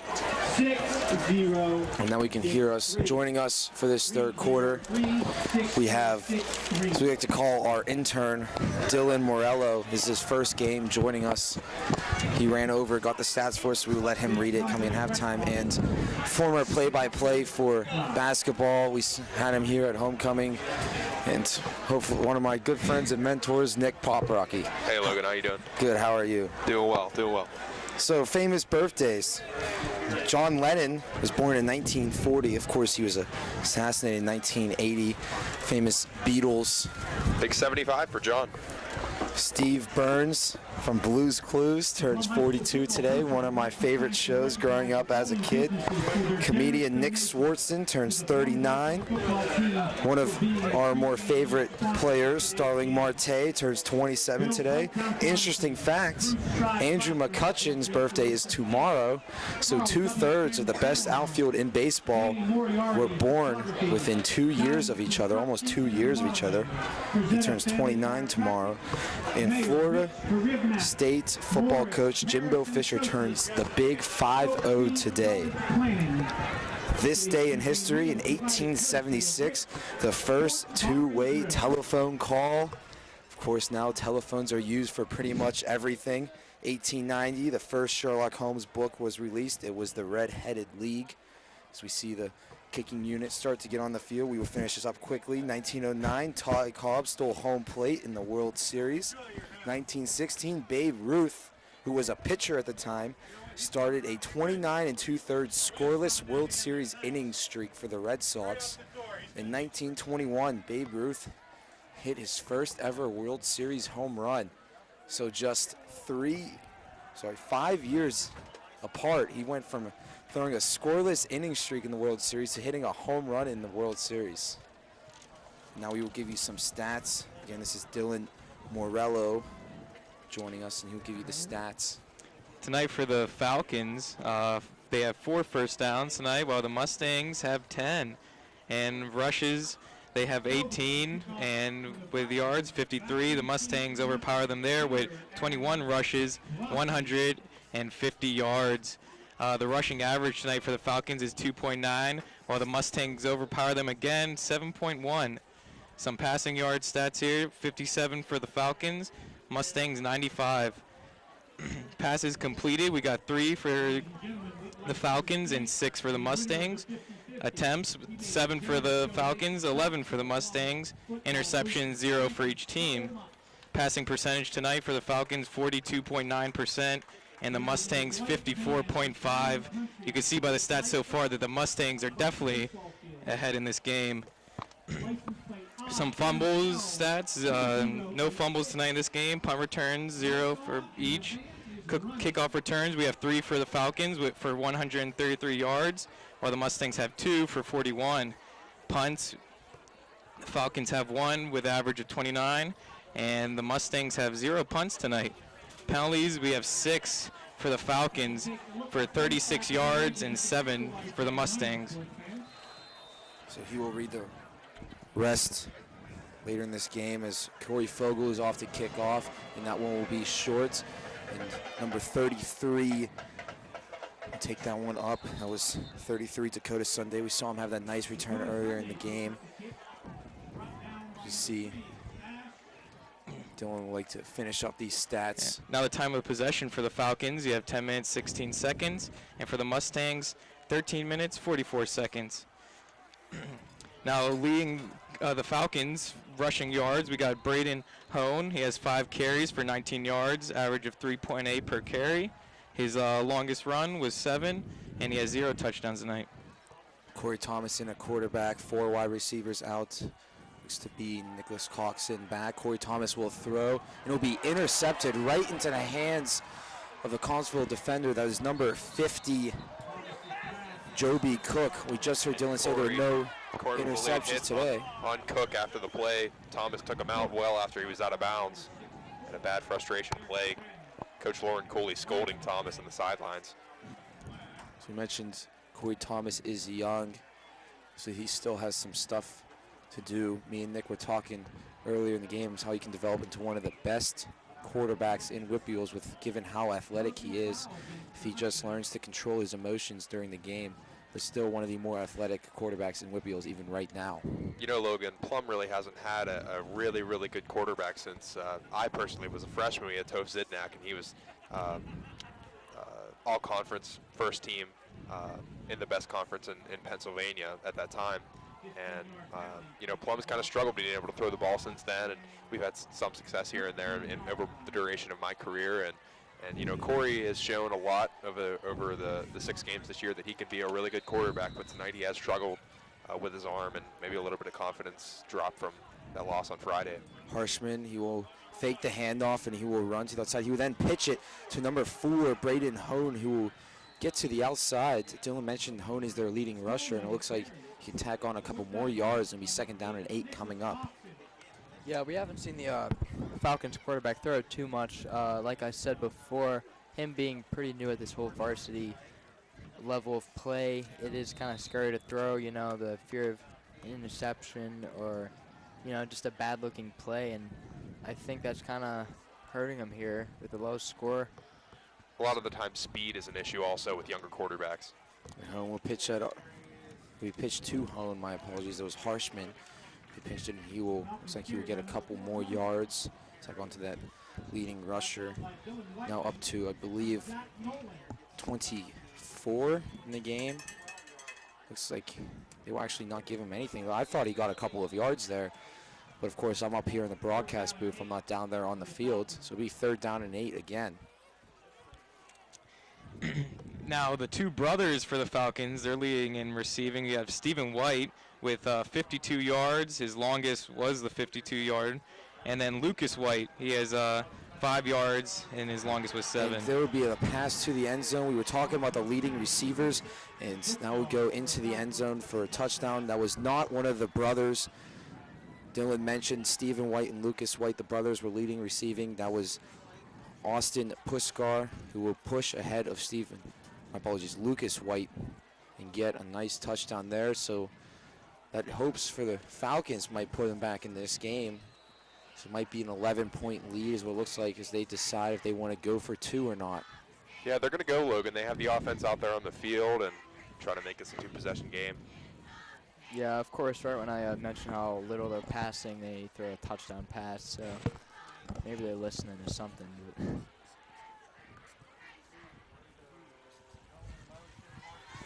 and they will go for 2, and it will be a throw. And it'll be intercepted by the Mustangs. Number Looks 24. like number 24. Thank you, Matt. Zachary K, the senior. And, you know, a well-designed play to have the kind of a D2 college look to it with the drop and then pass the other way. Just a little underthrown there. Looks like he could have had a guy in the south corner of the end zone. And now the rest of the stats for Plum, leading in rushing, is Kevin Brown with 7 carries for 54 yards. His average is 7.7 yards. His longest was a 19-yard run, and he has 1 touchdown tonight. Second in that column is Corey Thomas. He has 4 carries, 37 yards, average of 9.3 yards per carry. His longest was 16. He also has 1 touchdown tonight. And it'll be interesting to see the response here by Thomas and by the offensive play calling, trying to solidify this as a game the Mustangs can hold on to late. Yeah, we're definitely going to see a lot of emotion now. You know, he's probably a little bit frustrated, as will anyone. But him being young, you know, he has still has to control his emotions a little bit more. Hopefully, he doesn't do anything too risky and too flashy here. Which I'm sure you guys noticed. He did get a little overworked last Friday at Kiski after a couple of interceptions, and that's something that the leaders in the team just, you know, it's something you develop as a young player. Corey Fogel will kick off. Back to return will, of course, be Ashton Teeter and Patrick Crossy, two great return men. And this one will be up. And Teeter will catch this one, and he will run up the middle, and he will have some room, and he will get past the 50. He's still on his feet. All he has left is the kicker, and he will get tackled by him. Corey Fogel, we talked about earlier, we do not believe he is actually their kicker, as he is listed as a linebacker on the team, built like a linebacker, not built like a kicker. Makes a touchdown-saving tackle, and the Mustangs get the ball at the 34-yard line. Yeah, that definitely was not a tackle that you see from an everyday kicker. Not at all. Yeah, that's the type of response you like to see from the Mustangs here right after giving up a touchdown. That's good to see from the team. Now, for the Mustangs receiving, Ashton Teeter, he leads with 48 yards. His longest was a 36-yard. He has no touchdowns tonight. And there will be the handoff to Kevin Brown. Kevin Brown will be run up the middle. He is the leading rusher, as you heard Dylan say. He is having himself quite a day, both in the air and on the ground. As I said earlier, me and Nick were talking about some of the younger players on this team, and two of them caught our eye, Corey Thomas and Kevin Brown. We both agree that they are potential Division I prospects, given their built-in skill level. And some of the more athletic players in this division is what I would say. And Corey Thomas will be in at quarterback. Kevin Brown behind him. He will hand the ball off to Brown. Brown will get to the outside, and he will drag a man a couple of yards and will get tackled at about the 29-yard line. Yeah, Logan, like you said before, Kevin Brown and Corey Thomas both hopefully going to go D1, and they're young. You know, a lot of time to grow, hopefully to stay healthy, and, you know, D1 schools are definitely going to notice how good they're doing at a young age, so it's looking good. Whitfield is one of the top Division I talent producers in all of high school for the collegiate level and the NFL level too. Corey Thomas will throw. He has Teeter. It will be a short screen, and Teeter will shake off a couple of guys, and he will get the first down, and a great run by Ashton Teeter. And he is a guy that is extremely athletic. Looks like we had an injury for Connellsville. Yeah, it looks to be number 11. That is Austin Puskar. He caught the last touchdown pass, and he has been one of the return men so far in this game. So this is a huge blow for Connellsville. And he looks to be in some pain. Looks like the leg area, possibly knee. And that is scary being a football player, especially he's a big part of their team. Like Logan said before, he had a touchdown not that long ago. So some other Division I prospects we talked about, Jacob Chapla, of course, we talked about him a lot year. Jake Tessick, one of the bigger linemen on this team. Nick, playing with them last year, how great is it to see these guys develop into such athletic players? You know, it almost makes you feel not just like you played with them last year, but like you were a semi-coach or a mentor to them. Because I know personally that there are a lot of things that have been passed down to me inadvertently that I think I've passed down to younger guys, and see guys like Eric and Jake come out and perform so well and be able to lead the team and still stay true to their roots and be the humble kind of guys that they've always been, even through the success they've had. It's really a pleasure is an understatement for sure. So Austin Puskar, he is not moving that left knee at all as he gets helped off the sideline. It is unlikely we will see him in this game given how gruesome that injury looks. So we will send our thoughts and prayers out to him. The Mustangs will have the ball in their own 23. Corey Thomas will hand it off to Coxon. Coxon gets up the middle, and he will get tackled. It looks to be face mask by a Connellsville player, but doesn't look like it will be called. It might be the first down, depending on the spot. Looks like it's going to be second and very short. It looks like, as Nick said, very short. It looks like inches from up here. Under 9 minutes now in the third quarter. The Mustangs lead at 28-16. Ball will be on the 14-yard line. Yeah, definitely something not clean, not 100% clean about that tackle, but no call. So let's play it through. Corey Thomas in at quarterback. He will hand the ball off. And it looks like they will get the first down. That was Jaleel Bay. So will the Mustangs get the first down? They will put third down on. It looks like he got a couple of inches there, but he'll still be very short. So I'm surprised they're not measuring this. Looks to be very, very close. So we get under 8 minutes here. Third down and inches, 28-16. Your Mustangs lead it here in the third quarter. Expect the run right here. And they will run. It will be Brown. Brown drops the ball, and it will be picked up. And that is a costly mistake for the Mustangs. That was Lucas White, one of two White brothers on the team. Of course, Stephen White, they've been effective on the passing game, and now we see them cause another huge turnover.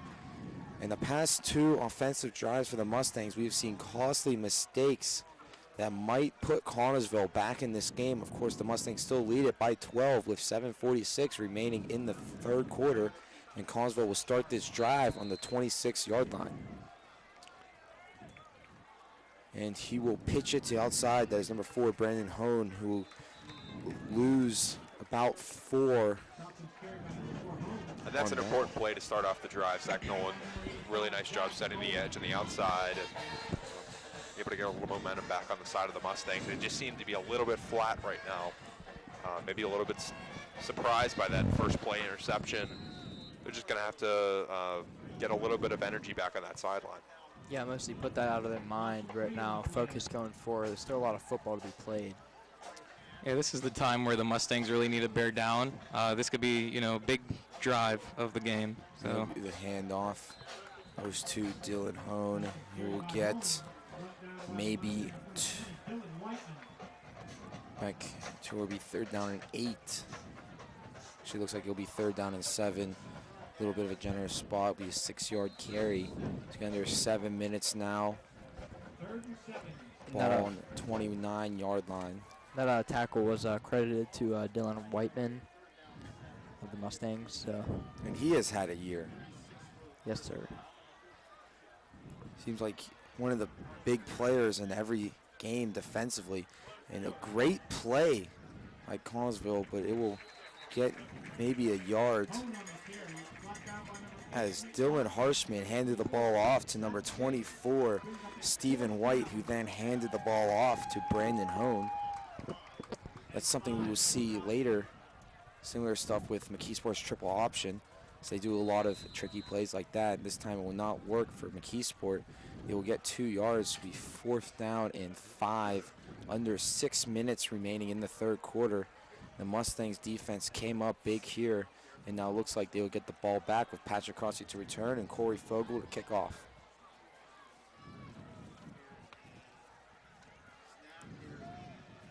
And there's the kick. And that one will be high, and it will take a Connellsville bounce, but it will go out of bounds at the 35-yard line. So 5:36 remaining in the third. The Mustangs will start this drive on their own 35. They lead this one by 12. And Logan, you made the allusion to McKeesport's offense that the Mustangs will be seeing, I believe, next week is their scheduled game against McKeesport. And, the little subtle difference you will see with McKeesport's offense is they'll line up more in a wishbone set where they'll have 2 running backs splitting the quarterback. And I think a little bit of difference, that's more of a triple option. And from Connellsville, you see a play they call Sally, which you sometimes have multiple guys going in left and right, east and west, where they will hand it off maybe more than once. So Corey Thomas, he will throw from shotgun, and he has Teeter. And it will hit Teeter's hands, but it was just behind him. You say it will be broken up by number 24, Stephen White, who's had a huge game for Connellsville. 5:31 is where the clock will stop. And you know, Logan, the one thing that I had kind of always thought about Corey Thomas is that his arm was very strong, but sometimes he may run into issues overthrowing receivers. Well, tonight his problem has been underthrowing Ashton Teeter in situations, and nearly had Teeter susceptible to a really big hit there. That's not a great throw there by Corey Thomas. Corey Thomas will be in shotgun. And it looks like one of the linemen jumped for Connellsville. They were saying a Mustang lineman moved first, and they will call it offsides on Connellsville. As the wind starts to pick up a little bit, our banner is waving around. Might have effect if the Mustangs get into field goal range for Jacob Chaplin, one of the stronger legs in Whippeal. Other than that, it's been a beautiful night for the Mustangs and for October football. So with 5:31 remaining in the third quarter, 2nd down and 5. They will hand the ball off, but there will be another flag. And this one will be on the Mustangs. False start, so that will push them back to the original line of scrimmage. So maybe now we will finally see a play get called. 2nd down and 10, 5:28 remaining in the third quarter. Mustangs lead this one 28-16. And it'll be interesting to me to see in the last 17 or odd minutes left in this game if the pace gets picked up a little bit. It seems like the Mustangs are a little bit lethargic offensively, and you want to see them maybe pick things up a little bit on the ground.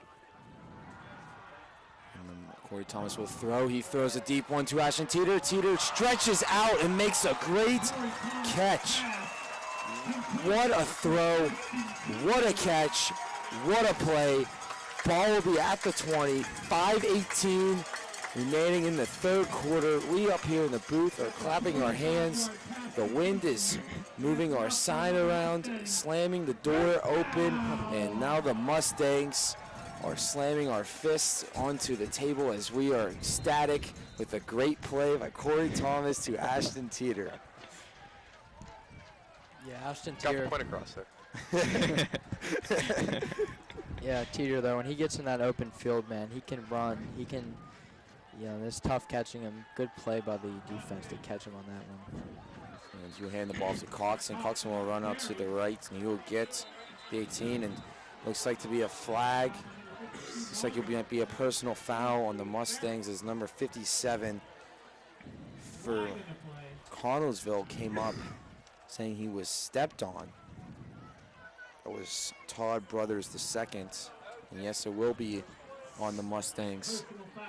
And the Mustangs experienced the personal foul penalty down on the other side of the field in the second quarter when they were at the 5-yard line, and were still able to cash it in and get 6 points. And this is not something Coach Morgan wants to have, personal foul penalties, especially on the opponent's side of the field in the red zone.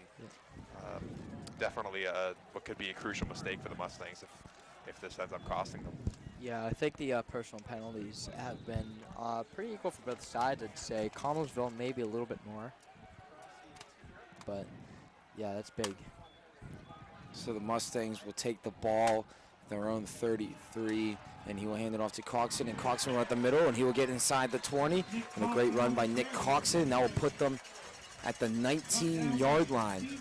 So that will put the Mustangs in the Heinz red zone. Get your thick and rich Heinz ketchup at your local Giant Eagle.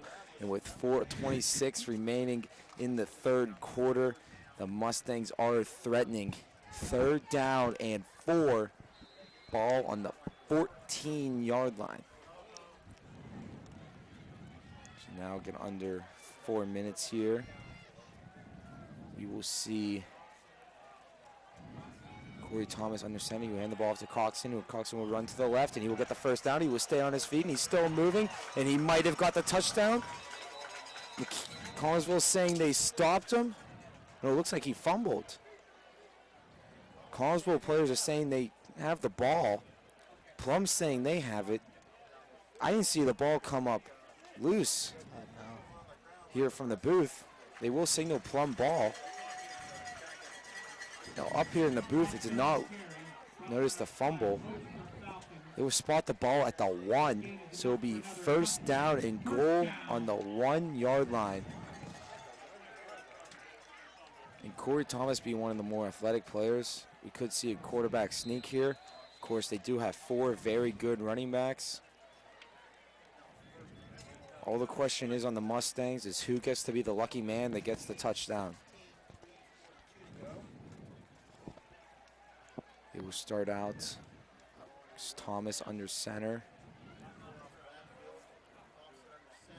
And he will hand the ball off. That is Coxon, and Coxon will run into the end zone for a touchdown. The Mustangs will extend that lead. It will be 34-16, bearing the extra point. Could be moved to 35-16 with 3:28 remaining in the third quarter. Jacob Chapler on to attempt the extra point. And guys, what did you think on that drive there by the Mustangs? Getting back to, I think, what they're best at. I think the Mustangs were able to run the ball effectively on that drive. And of course, it was set up by the great pass, but a much more efficient drive for the Mustangs running game. Yeah, definitely. Like I said before, it's all about rhythm and getting into the rhythm. You know, first down after first down really puts you moving, and they definitely were moving there. And, Jacob Chapler's kick is up and good. My apologies, Matt, for interrupting you there. So it'll be 35-16, 21. That was 19-point lead by the Mustangs as my simple math went away for a couple of seconds with 3:28 remaining in the third quarter. Jacob Chapler looked to kick it off. The referees are conferencing down there. So they're looking over to the Connellsville sideline. Do not know why, but they will stop, and now we will see the kicking units trot onto the field.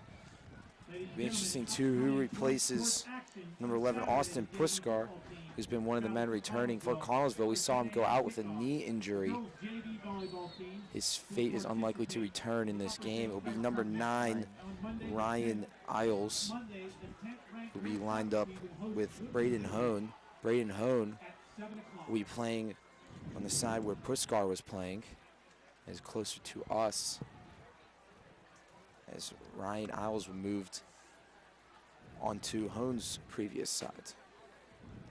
Yeah, injuries are a bad thing, but you know, it gives other players opportunity to step up. So let's see how he does here. We have 2 number 9s listed on the roster, as Matt just pointed out to me. We're saying it's Brian Isles, but it could be Timothy Bish. They have 2 number 9s on their roster. They do not have a kicker on their roster either. It's a very, very confusing thing.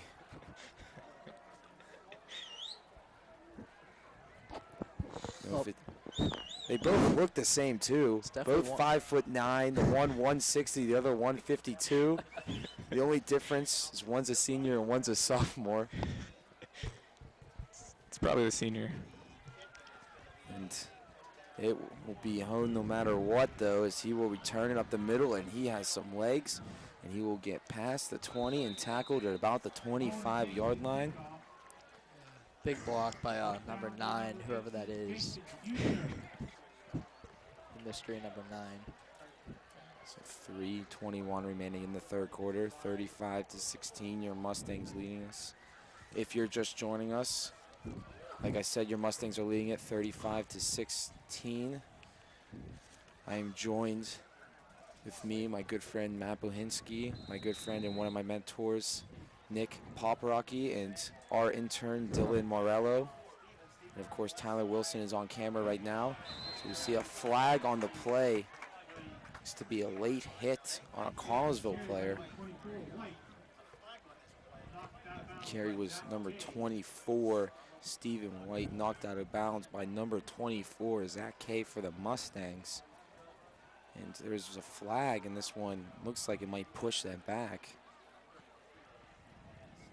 Yeah, Connellsville again getting hit with those personal penalties. That's big in this kind of game. So it's a face mask against the Falcons that will push them back. So we see 2nd down and 10, actually 2nd down and 7. With 3:14 remaining in the third quarter, your Mustangs lead at 35-16. Yes, I sound like a broken record when I probably had to have said the word discipline at least 10 times today. So I'll say it again. Discipline on both sides. Something both teams need to work on. Here in this case, Connellsville with a pretty costly penalty here. So with 3 minutes remaining in the quarter, they will pitch it off to the outside. There's number 24, Stephen White again, who will run up the middle. Looks like he will run up the outside. He looks like he will get the first down. He might have got it. He might not have got it. It looks like they might measure it.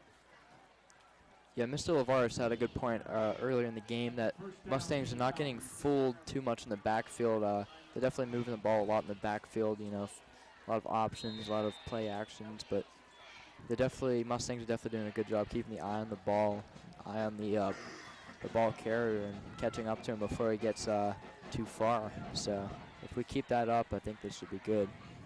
So first down and 10, they will give him the first. Ball's on the 36-yard line, 35-16, the score. Your Mustangs lead it. Stephen White will get the handoff and get hit immediately, and it'll be a loss of 1 on the play. Now tonight is senior night. We told you about that earlier. We are honoring our seniors. Last year, one of the men up here in the booth got to experience that. Nick, why don't you tell us what the emotions going through on a senior night is like? Well, you know what? It was a little bit different for me because my senior night was actually our last regular season game. These guys still have 3 regular season games, including 1 here in Mustang Stadium. But, you know, it was a really unique experience and a very emotional night. And, you know, it was an honor to be a part of that. And it was the handoff to number 4, Brandon Hone, who will lose a couple more yards on that one. It'll be third down and 13 coming up. Was there under 2 minutes now remaining in the third quarter. Yes, Zach Nolan being credited for that tackle in the backfield. He's been everywhere today. He's definitely been a menace on the defense. So if he keeps that up for the rest of the game, you know, I mean, it'll be good. Be a good game. That last home game that Nick alluded to is against Penn Trafford, arguably one of the best teams in all of Whippeal. Mustangs likely scheduled this game as their senior nights to perhaps see an easier win. We are hoping that the Mustangs can come out of the Penn Trafford home game with a win, as they will likely need to beat both McKee Sports and Penn Trafford to win this section and get a home playoff game after the loss to Kiski.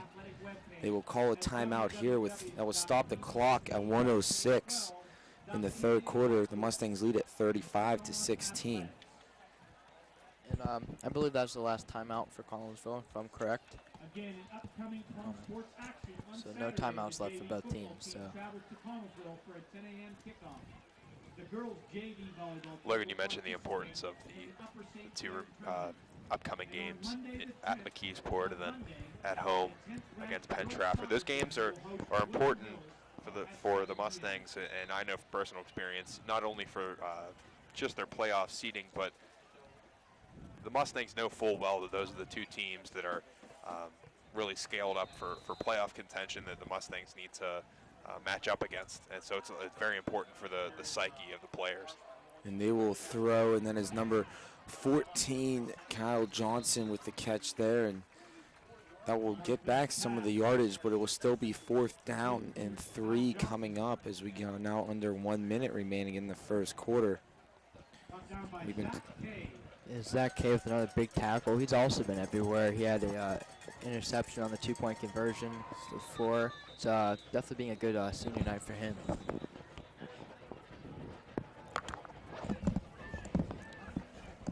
Looks like there's a hold up on the play now. Yes, the line judge had the wrong down up there. So he had first down. It was actually 4th down and 3. And it looks like Connellsville will go for it. Looks like to be the last play of the third quarter coming up too. 8 seconds remaining on the play clock. They will get it off. And Harshmer will throw. And he will throw it to the outside, and it was broken up. It was number 8, Nicholas Coxon, who swatted that ball down. So the clock will stop at 11.3 seconds in the third quarter, and the Mustangs will take the ball on the Connellsville 44. Yeah, definitely. I've been seeing a lot of attempts for throws on the run by the Connellsville quarterback. That has to do with the pressure that Plum defense is putting on him. You know, really rushing the quarterback, really making him run away from them, get out of the pocket, which is good. Makes him make his own mistakes. So yeah, I think if we just keep doing that throughout this whole game, it should be good. Corey Thomas will be in shotgun. Looks like he might throw. Kevin Brown will be behind him. He will throw, and he will attempt a deep ball to Teeter. He has Teeter, and Teeter will catch it. Was he out of bounds? And they will say he was. This will be no catch. The clock will stop at 4.6 seconds. Yeah, that right foot had come down out of bounds just as he was catching the ball. The left looked like it was in, but they have to go by first foot to touch, and it looked like it was the right. Yeah, Ashton Teeter, man, I say this every week. He runs like a deer, and that's a perfect showing there. He had at least 7 feet of space between him and the defender there. If the throw was a little bit more left, he'd be in the end zone right now. Looks like there was a personal foul call on the Mustangs, and they'll back him up 15 yards. Definitely not what the Mustangs are looking for, and not what Coach Morgan wants to see. He'll definitely make a point of that tomorrow morning at film session for this team. Corey Thomas in shotgun now. Be first down and 25. Corey Thomas will throw. It again will go deep, and it will miss the intended receiver. That was number 84, Ramon Hart Jr. Yeah, it did not look like he had that good of a grip on the ball there. A little bit wobbly coming off his hands. But no harm, no foul, I guess. We still got 12 minutes left to play here. Still a lot of football. Mustangs lead 35-16. Good bit of space. A lot of back and forth throughout this last quarter here. So if we see that, if we see the Mustangs get a few more points on the board, I think it's going to be a good win for this Friday. So as we go into the fourth quarter, we will bring you some game updates. Professional game updates. The Cardinals just beat the Cubs in game 1 of their series. Of course, you will know more outcomes of that series by the time this game airs. It was 4-0 as John Lackey outdueled his former teammate John Lester in some late home runs by Tommy Pham and Stephen Piscotty. Pulled the Cubs to victories. Piscotty performing well after that scary-looking head injury. I had the unfortunate pleasure of being on the North Shore when he ran into his teammate in the outfield. It looked a lot worse than it was. Thank goodness that he's all right. Yes, I saw that game on TV. As I described it at the time on my Twitter feed, probably the most gruesome injury I've ever seen in baseball. It just did not look good. And even though we are not fans of the Cardinals, obviously it is good to see him back in the lineup.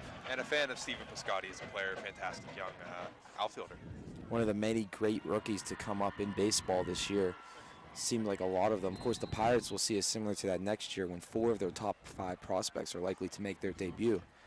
So Corey Thomas will be in shotgun. He will run up the middle, and he will keep it, and he will get a lot of those yards back. At least it looks like he gets all of those penalty yards back. So it looks like it will be 3rd down and 10, and what a great run by Thomas on the keeper. That's what you like to see after lack of discipline again. Plum just responds right away and right back to where they started.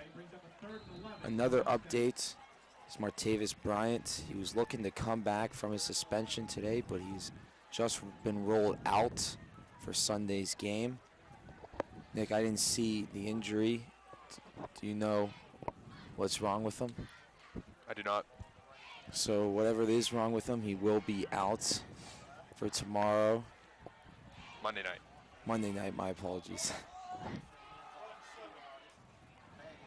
And Julio Bay will run to the outside. And tomorrow is Saturday. I don't know what I was thinking. There'll be no NFL games on tomorrow. Today is Friday. Got some hockey games on tomorrow. Let's go Pens, right? Yeah, they started their season off yesterday. They got shut out, unfortunately. Yeah. Yeah, let's go Capitals. All right. Sorry, I'm a Capitals fan. Yeah. Big rivalry between the Pens and Caps. Yes. Yeah. Good to see Ovechkin and Crosby going at it. Yeah. So 11-12 remaining in the game. Looks like will there be another penalty on the Mustangs? It looks that way, Logan. Oh. Holding against Plum. Coach is not going to like that. I mean, it's way too many penalties, especially, when the game's coming down here. You definitely want to punch one more in here, punch the ticket for the win. So it'll be 3rd down and long now for the Mustangs. Corey Thomas in shotgun. And there looks to be a flag. It looks like it will be on the Mustangs, and it looks like they'll push him back. This has not been a very disciplined game for both teams. We do not have the stats for how many penalties they have had in the second half in the total game, but we heard Dylan earlier talk about penalties for the first half. 6 for Connellsville for 36 yards and 7 for the Mustangs for 74 yards. Both those numbers have increased for both teams.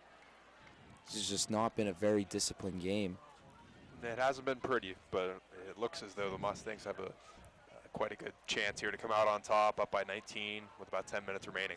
They are up by 19, and it will be 19 till the first down. It's 10:40 remaining in the game. There's another flag on the play, and Corey Thomas will throw deep to Teeter. He finds Teeter, and Teeter will go into the end zone. There's a flag on the play. We are hoping it is against Connellsville, but the Mustangs coaches don't look happy. And this one may be coming back, folks, as the band plays their celebratory music and cut it off short.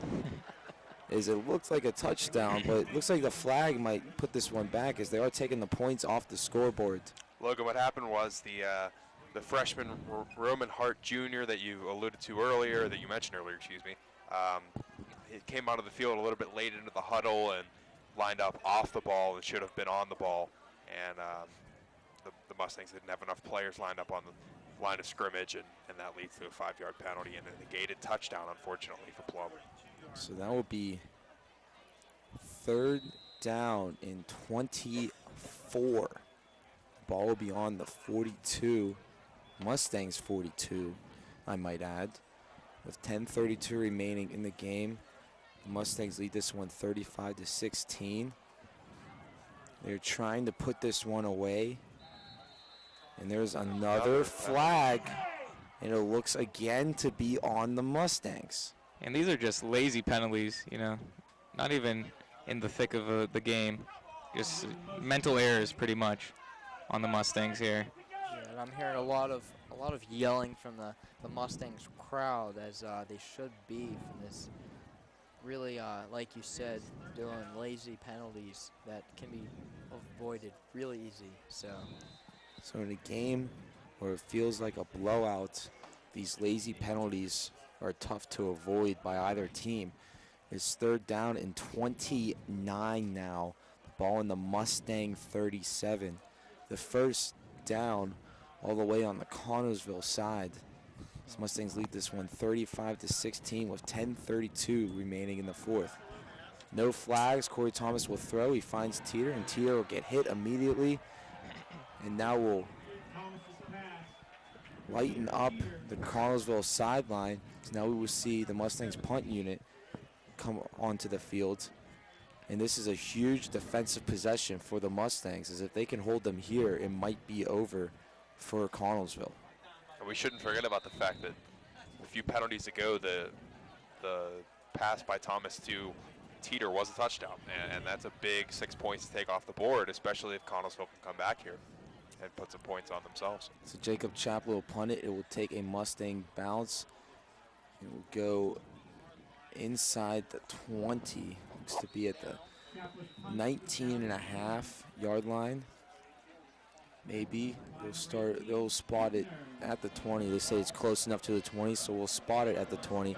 So with 9:43 remaining in the game, Connellsville has the ball, but they are trailing by 19, 35-16 the score.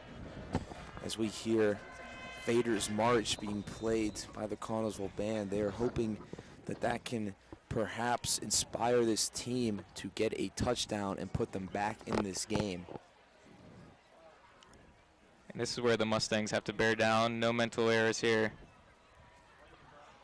So we will see quarterback Harshman in, and there's a fumble on the play.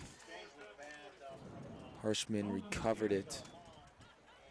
That's what you like to see immediately, getting into the quarterback's head, putting some seeds of doubt here in the Falcons late in the game. Yes, it's really easy getting a quarterback's head that this young of a guy got no experience in the varsity level. And Plum has been getting in their head, they've been rushing him. They've been all in his face all game, so making his own mistakes. Matt mentioned no experience. He has about a game and a half total experience, and they will pitch the ball back. Oh. They will throw it. It will get tipped out. But it looks like Zach Nolan, I believe. Zach Nolan. What a play. He would knock the ball out and run into the end zone. My eyes were already looking down the field, only to look back and see Zach Nolan in the end zone with a huge defensive play by the Mustangs, and that looks like it might put Connellsville out of this game with just 9 minutes and 1 second remaining. The Mustangs now lead 41-16, with the chances of extending it to 42-16, bearing the extra point with Jacob Chaplow. That's exactly what you like to see, exactly what the doctor ordered, and the fans here are going crazy. And Matt, you made reference to Zach Nolan's game defensively earlier tonight, and a really nice play there. Yeah, and it's nice to hear the band play the full song after that touchdown. What Matt is talking about is we saw Ashton Teeter have a touchdown called back, and the band started playing the song, but then stopped almost abruptly when they took the points off of the school board. And now we will hear them play the full one. And Nick, you saw the game against Kiski last week, and did that play remind you of any play that happened against the Mustangs? You know what? It did remind me a little bit of the screen pass that Corey Thomas had that was intercepted, and you might be referring to something else, but I that was a very good one. I was referring to the 80-yard touchdown pass by Kiski. They did the same thing, pitched it out to their running back, who threw the ball down. Shaking your head now that you remember. It was a very cold night, and my memory might be a bit shaken. I was freezing sitting in those stands. We mentioned mental errors, and we were having them up here in the booth. Even the best of the best have them on the field and in the booth. And I can't name more than a few of them, but I have had some. Yeah, I think the Mustang fans are definitely putting this game away as a win. Looking at the student section is going to their cars. They usually do that in the second quarter anyway, so it doesn't really matter. Yeah. Not a big turnout, but you love the parental support, and it's a great school, great team. And Jake Chappell will kick that one in the back of the end zone like we're used to seeing him do. So it will be a touchback. Looks like we're seeing Matt Goodland warming up in the sidelines. That's good at getting him in on senior night. So we hope to see all the seniors in senior night. It is tough in football to tell which ones get in and which ones don't get in. Of course, Matt Goodland is the quarterback, so him being one of the easier ones to pick out. You will likely see him when the Mustangs get the ball back with 9:01 remaining in the fourth quarter. Mustangs lead this one 42-16. It looks all but over as they will put in number 14, Kyle Johnson, in at quarterback. Actually, it will still be Harshman. He lined up under center. I'm used to them going in the shotgun. We mentioned the mental errors earlier. Me having a few of them, everybody in the field having a few of them, and that's what comes with a 42-16 lead that the Mustangs have right now. That pass almost picked off by Patrick Goodland, Matt Goodland's brother, a junior, getting in the game, which is good. He told me earlier that he was hoping to get in the game today, if it is a blowout like it is. So that's good to see him getting involved. There's a flag on the play. Be more penalties. Looks like it'll go against Connellsville this time, though. Just a lot of penalties in this game. Yes, that's been the story of the game. Penalties, a lot of them personal, a lot of foolish, lazy penalties that we've been seeing. the Mustangs are winning, but with every win, there's always something you could improve on, and it's definitely the penalties for the Mustangs. And for Connellsville as well. They're going to be hearing earful of them when they get home. Dylan Harshman will keep it, and he will run up the middle. He will get 5 yards, and the 42-16 lead. There's still 9 minutes left. You think there'll be a little more urgency with Connellsville, but they are taking their time. It looks like they might concede this victory to the Mustangs, even with 8 minutes and 30 seconds remaining in the fourth quarter. And we've seen this before. Anything can happen in football. I know you don't want to see that from any team. You want that never give up attitude, and just seeing your team not even caring. That's not a good sign. Yeah, stay humble and stay confident. And there will be the handoff. There's number 24 to Stephen White, who will run up the middle. It looks like he might have got the first down. Patrick Goodland with the second tackle in a row. He's been everywhere for the time he's been in. It's definitely looking good on him for the coach. Hopefully, he's hoping to crack the starting lineup soon. He's been telling me that he's happy to get his playing time in, that he's definitely not taking it for granted, and hopefully at least making him a good name for next year. So Dylan Harshman in at quarterback. Man motions to the left. He will hand it off to number 24, Stephen White, who will run up the middle. And Matt is talking about Patrick Goodland. His brother Matt Goodland being a quarterback, Patrick Goodland being a defensive player. Nick, do you think Patrick Goodland has ever sacked his brother? Anything interesting along that lines, being a defensive player and growing up with a quarterback of a brother? Well, I think I personally have experienced a couple of guys who were brothers that played together, and I think the Goodland family, not as much animosity as I think you would find maybe the Turchik family back when I was in the middle of my career as a Mustang. Steven and Nathan were definitely a scrappy bunch there, but I think guys like the Goodlands are a little bit different, but you never know. I didn't play with them all the way through, so there might have been a junior high moment that humbled the senior Matt. So it'll be first down and 10 now on the long run. It's number 24, Stephen White, who has had himself a game, but is not a game enough. Under 7 minutes now remaining. Be the handoff to number 4, Braden Hone, who will get 7 yards, it looks like, on that one. So we will see second down and 3 with 6:49 remaining in the fourth quarter. Again, Patrick Goodland on that one. A big tackle there is, like Matt said, he's been everywhere for the short amount of time that he's been in.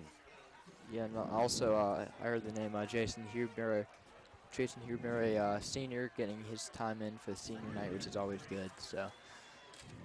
Yeah, Jason is a guy who had some opportunities to play his sophomore year and kind of has fallen out of order over the course of his career, and nice to see him in the game some.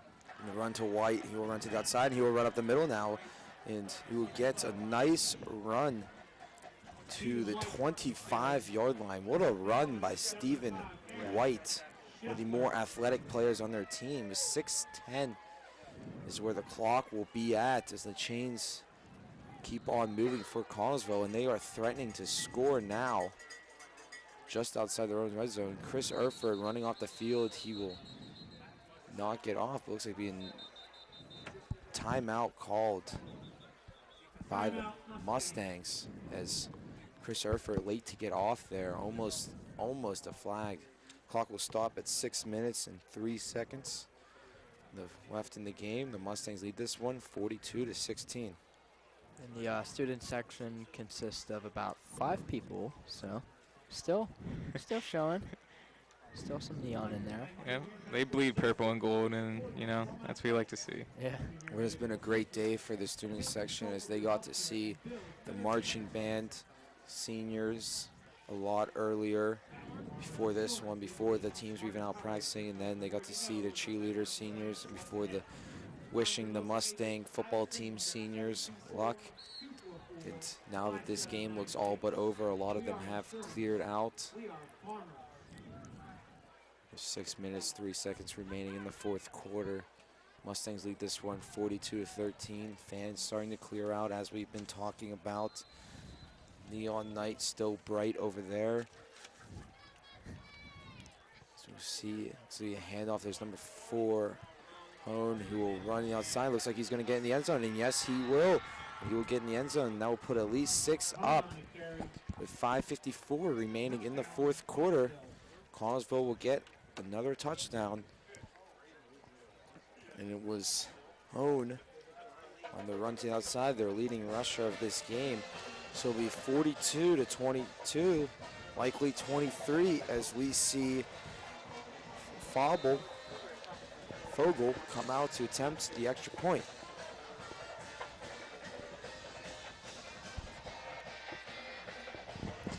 And that one is up, and it is good. Pretty good. It almost missed there, but nonetheless, it will be a 19-point lead once again. Yeah, that's a good kick from a linebacker, that's for sure. That's what you want, versatile players. You know, it only makes the team better.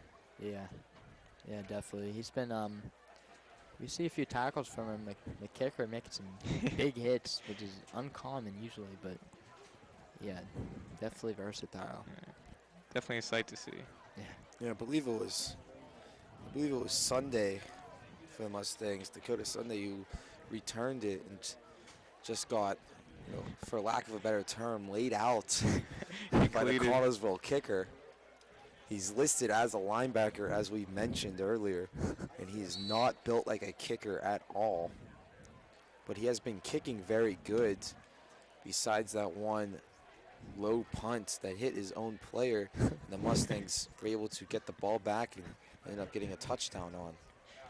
And you don't think about it a whole lot, but that play really was a really big and a very important play of this game. It was a one-score game at the time, and perhaps if the Mustangs go into the half only up by 7 rather than the score they were up, it's a different game right now. So back to return, we will see senior Nicholas Carlesano and senior Nicholas Pampina. We haven't seen them return this year, but it is senior night, and the Mustangs are up by 19 with 5:54 remaining in the game and not looking to lose this lead, so those two will get some shots at returning here. And with Corey Thomas with the helmet off, it looks like you may see Matt Goodwin in a quarterback. Fogel will kick this one. That one will go far. Oh, yeah. Huge hit, and there will be flags on the play. And a late hit by a Mustang defender, and there'll be another flag. Definitely looked like a horse collar there. It looks like they may be offsetting penalties. Something illegal. For sure, yeah. It was not clean at all, but hopefully he's okay. So I think he is. He didn't have any problems going off the field, so that's always a good sign. We see Goodland here coming to the huddle. So we will see Matt Goodland. We will also see Jason Hubner, and we will see a lot of these seniors trot out. We got to thank them for all their time here earlier. And now we get to see a lot more of them in the game. And right now you want to see these seniors, make the most out of their opportunities. You're playing in front of your fans, your family. So let's see how we do here. Yeah, and one of the last chances they have to play this game at this level. So this is it's big. It's hopefully it doesn't get in their head too much and just focus on playing the game. So the horse collar penalty and the personal foul penalty will be called off. Actually said that there were, you hear that right, 3 penalties against Connellsville. Unless the ball will be put at the 43-yard line. So Matt Goodland in at quarterback, senior. He said it might be one of his last chances to play the game. Connellsville coach is arguing with the ref. He's not happy about something. Meanwhile, the Mustangs will start this drive on the 43-yard line with 5:48 remaining in the game, and they lead this by 19, 42-23 the score. Yeah,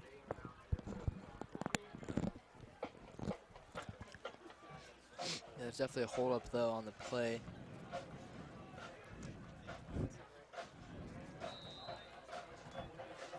So 5:48, the Mustangs will start this drive. They'll likely run the clock out. Matt Goodwin in. He will hand the ball off to Nicholas Pampina. And Pampina will get to the outside, and he has some room. And he will get past the 40, down past the 30, to the 20. He will shake off a man. He'll get to the inside. He gets tripped up at about the 8-yard line. And what a run by the senior, Nicholas Pampina. He does not see a lot of play time at running back, and he will get the ball up. They will spot him down at the 10-yard line. And wow, what a run. And Nicholas Pampina is making the most out of his short time on senior night. Yeah, Nick, he's a pretty short and stocky kid. He's more of a power run, and that's pretty rare to see that kind of a power, do that kind of move. A lot like we saw Kevin Brown earlier, cutting back to the right to get a few more yards out of that. That was really impressive. I was not expecting that from him. So now we will see Matt Goulden again under center, Nicholas Pampina again behind, and he'll hand the ball to Pampina. This time, Pampina will be tackled for a loss of 1 on the play. So he's second down and goal, ball on the 11-yard line. Under 5 minutes now remaining in the game. The Mustangs may try and go for a touchdown here now that they're threatening inside their own red zone. Again, there's the Heinz red zone. Get your thick and rich Heinz ketchup at your local Giant Eagle. So 4:40 remaining in the game. Mustangs lead up 42-23. Second down and goal. Ball on their own 11. Which is Connellsville 11. Matt Goodwin in shotgun now. Nicholas Pampina is lined up behind them. He will throw. And will be a touchdown. And yes, it is a touchdown to Jason Hubner. So on senior night, we see a senior get a huge run to put the ball at the 10. And then we see another senior connect to another senior, 2 guys that don't get a lot of playing time. What a moment for them on the field, and that will extend the lead. It's now 48-23, likely 49 bearing the extra point. So we see a bunch of little kids run around with the Plum Mustang flag. That's what you love to see. All the coaches' sons, actually, they're all always at practice, always carrying the waters, and you know, for the 2 years that those coaches were there for my career, they were always a lot of fun. Future Mustangs right there. Definitely. So they're all in the PMFA program. It's really, really nice to see. A special moment for the seniors, Matt Goodwin, Jason Hubner, Nicholas Pampina, 3 guys that don't see a lot of playing time, make 2 great plays happen, and now they lead at 49-23 with 4:22 remaining in the 4th quarter. And Jacob Chaplin will come out and kick off. That's what the coaches love, you know, guys that don't see a lot of playing time, going out there, making the most of their opportunity, you know, getting a big touchdown on senior night. You know, that just shows how deep this Plum team is. You know, the depth is just outstanding here at Plum. Yeah, definitely. We're definitely not lacking on talent in both sides of the ball here, so that's a great sign for future Plum Mustangs of the football organization. So And every team has adversity, injuries. At least you know there's someone behind you, you know, that can step in, fill the role right away. It looks like, pardon interrupting you, No, it it's looks like fine. Matt Goodwin is actually on the kickoff coverage team also, along with his brother, which is interesting. Not often you see a quarterback covering kicks. See, we have players that are versatile too, so. yeah, we see kickers making tackles and quarterbacks Picks. making tackles. So. Wouldn't that be something if he can tackle the guy here? Jacob Chaplin will kick it off. Of course, he doesn't want Goodwin to tackle the guy here because that means there wouldn't be a touchback like that one. One of the many we see from Chaplin. So Connellsville will get the ball at their 20 with 4:22 remaining in the 4th quarter. It is all but over here as the Mustangs lead at 49-23 on senior night. Yeah, looking on the Mustang bench, nothing but smiles and laughs and, you know, just good attitude down there, good, just good emotions down there. All the seniors happy most of them got playing time. successful playing time, if I do say so myself. You know, that's what you like to see, you know, just being lighthearted on the bench, you know, teammates clapping each other on the back. It's a really good feeling. Yeah, and at the end of the day, it's a game. It's supposed to be played for fun and for the love of the game. And that's what we're seeing right now, which is always good. In at quarterback now will be number 10, Dylan Burbith. He is a freshman. He looks to be the future of this Connellsville offense coming up. Derek Orndorff, though, junior, he was the guy that is hurt and not playing. Dylan Harshman, he's only seen a game and a half of varsity time. He will end his day. He has not looked that good today. We'll hand off to number 44. That was Luke Coons, who runs the outside. He'll get the first down. And now we will see. We talked about the marching band being joined by middle school kids earlier. The cheerleaders are now being joined by some kids. It's just a great night for the Mustang faithful. Great senior night. And a great look at the future of the cheerleading organization and the marching band organization too. So there'll be the handoff. That is number 20, Aaron Nicholson. He'll run up the middle, and he will get about 3 yards. So we see second down and 7 coming up. They will actually give him 4 on that one. It looked to be 3 up here in the booth. It's now under 3 minutes. So he's second down and 6 on the 38-yard line. 2:50 the exact time remaining in the game. So now the Mustangs lead this one 49-23. And there will be a throw and a great one-handed catch. Number 15, Cal Ridley, the sophomore. What a great one-handed catch there. Of course, it will not give them the first, but it will give them 4 more yards. So now we will see third down and 2. With 2:20 remaining in the game, the Mustangs lead at 49-23.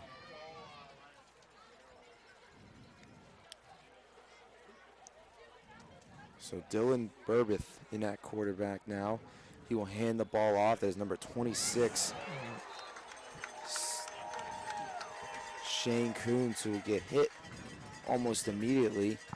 And now will be a loss of 1 on the play. That was number 27, Nicholas Pampina, and he is making the most out of his senior night. We saw him that huge run, now a huge tackle. As now we are under 2 minutes remaining in the game.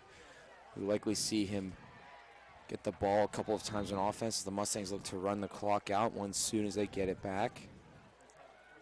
And it looks like the Mustangs expecting them to go, and they will. They go for it.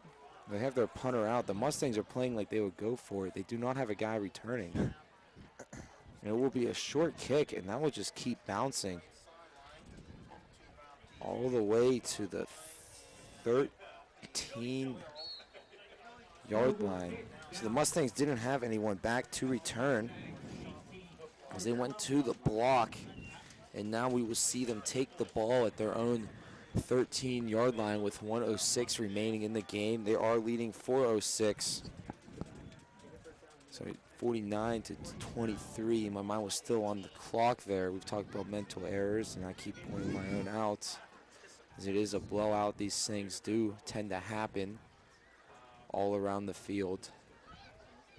Yeah, maybe the Mustangs just wanted to challenge himself a little bit. Maybe start back on the field a little bit more. Maybe make it interesting.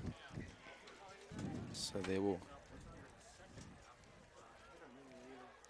Now you see the Falcon fans falling out, just like the Mustangs.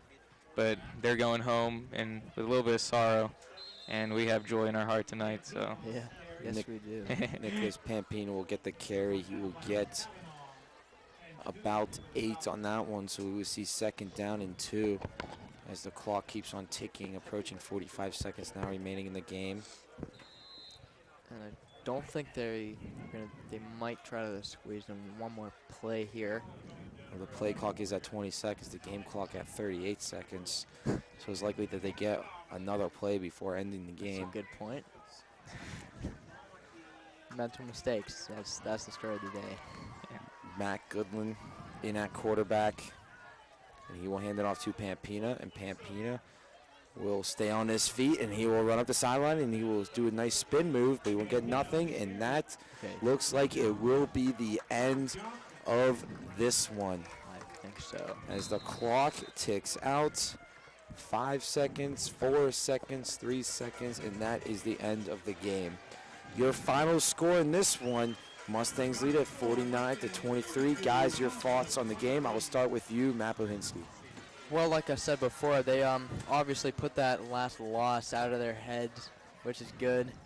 They did a good job. They came out, first play of the game, big return by Connellsville, and they came back. They came back from that beautifully, getting points after points, first downs after first downs, big plays after big plays. And that's what football is, just a bunch of big plays strung together to make a lot of points, and we definitely did.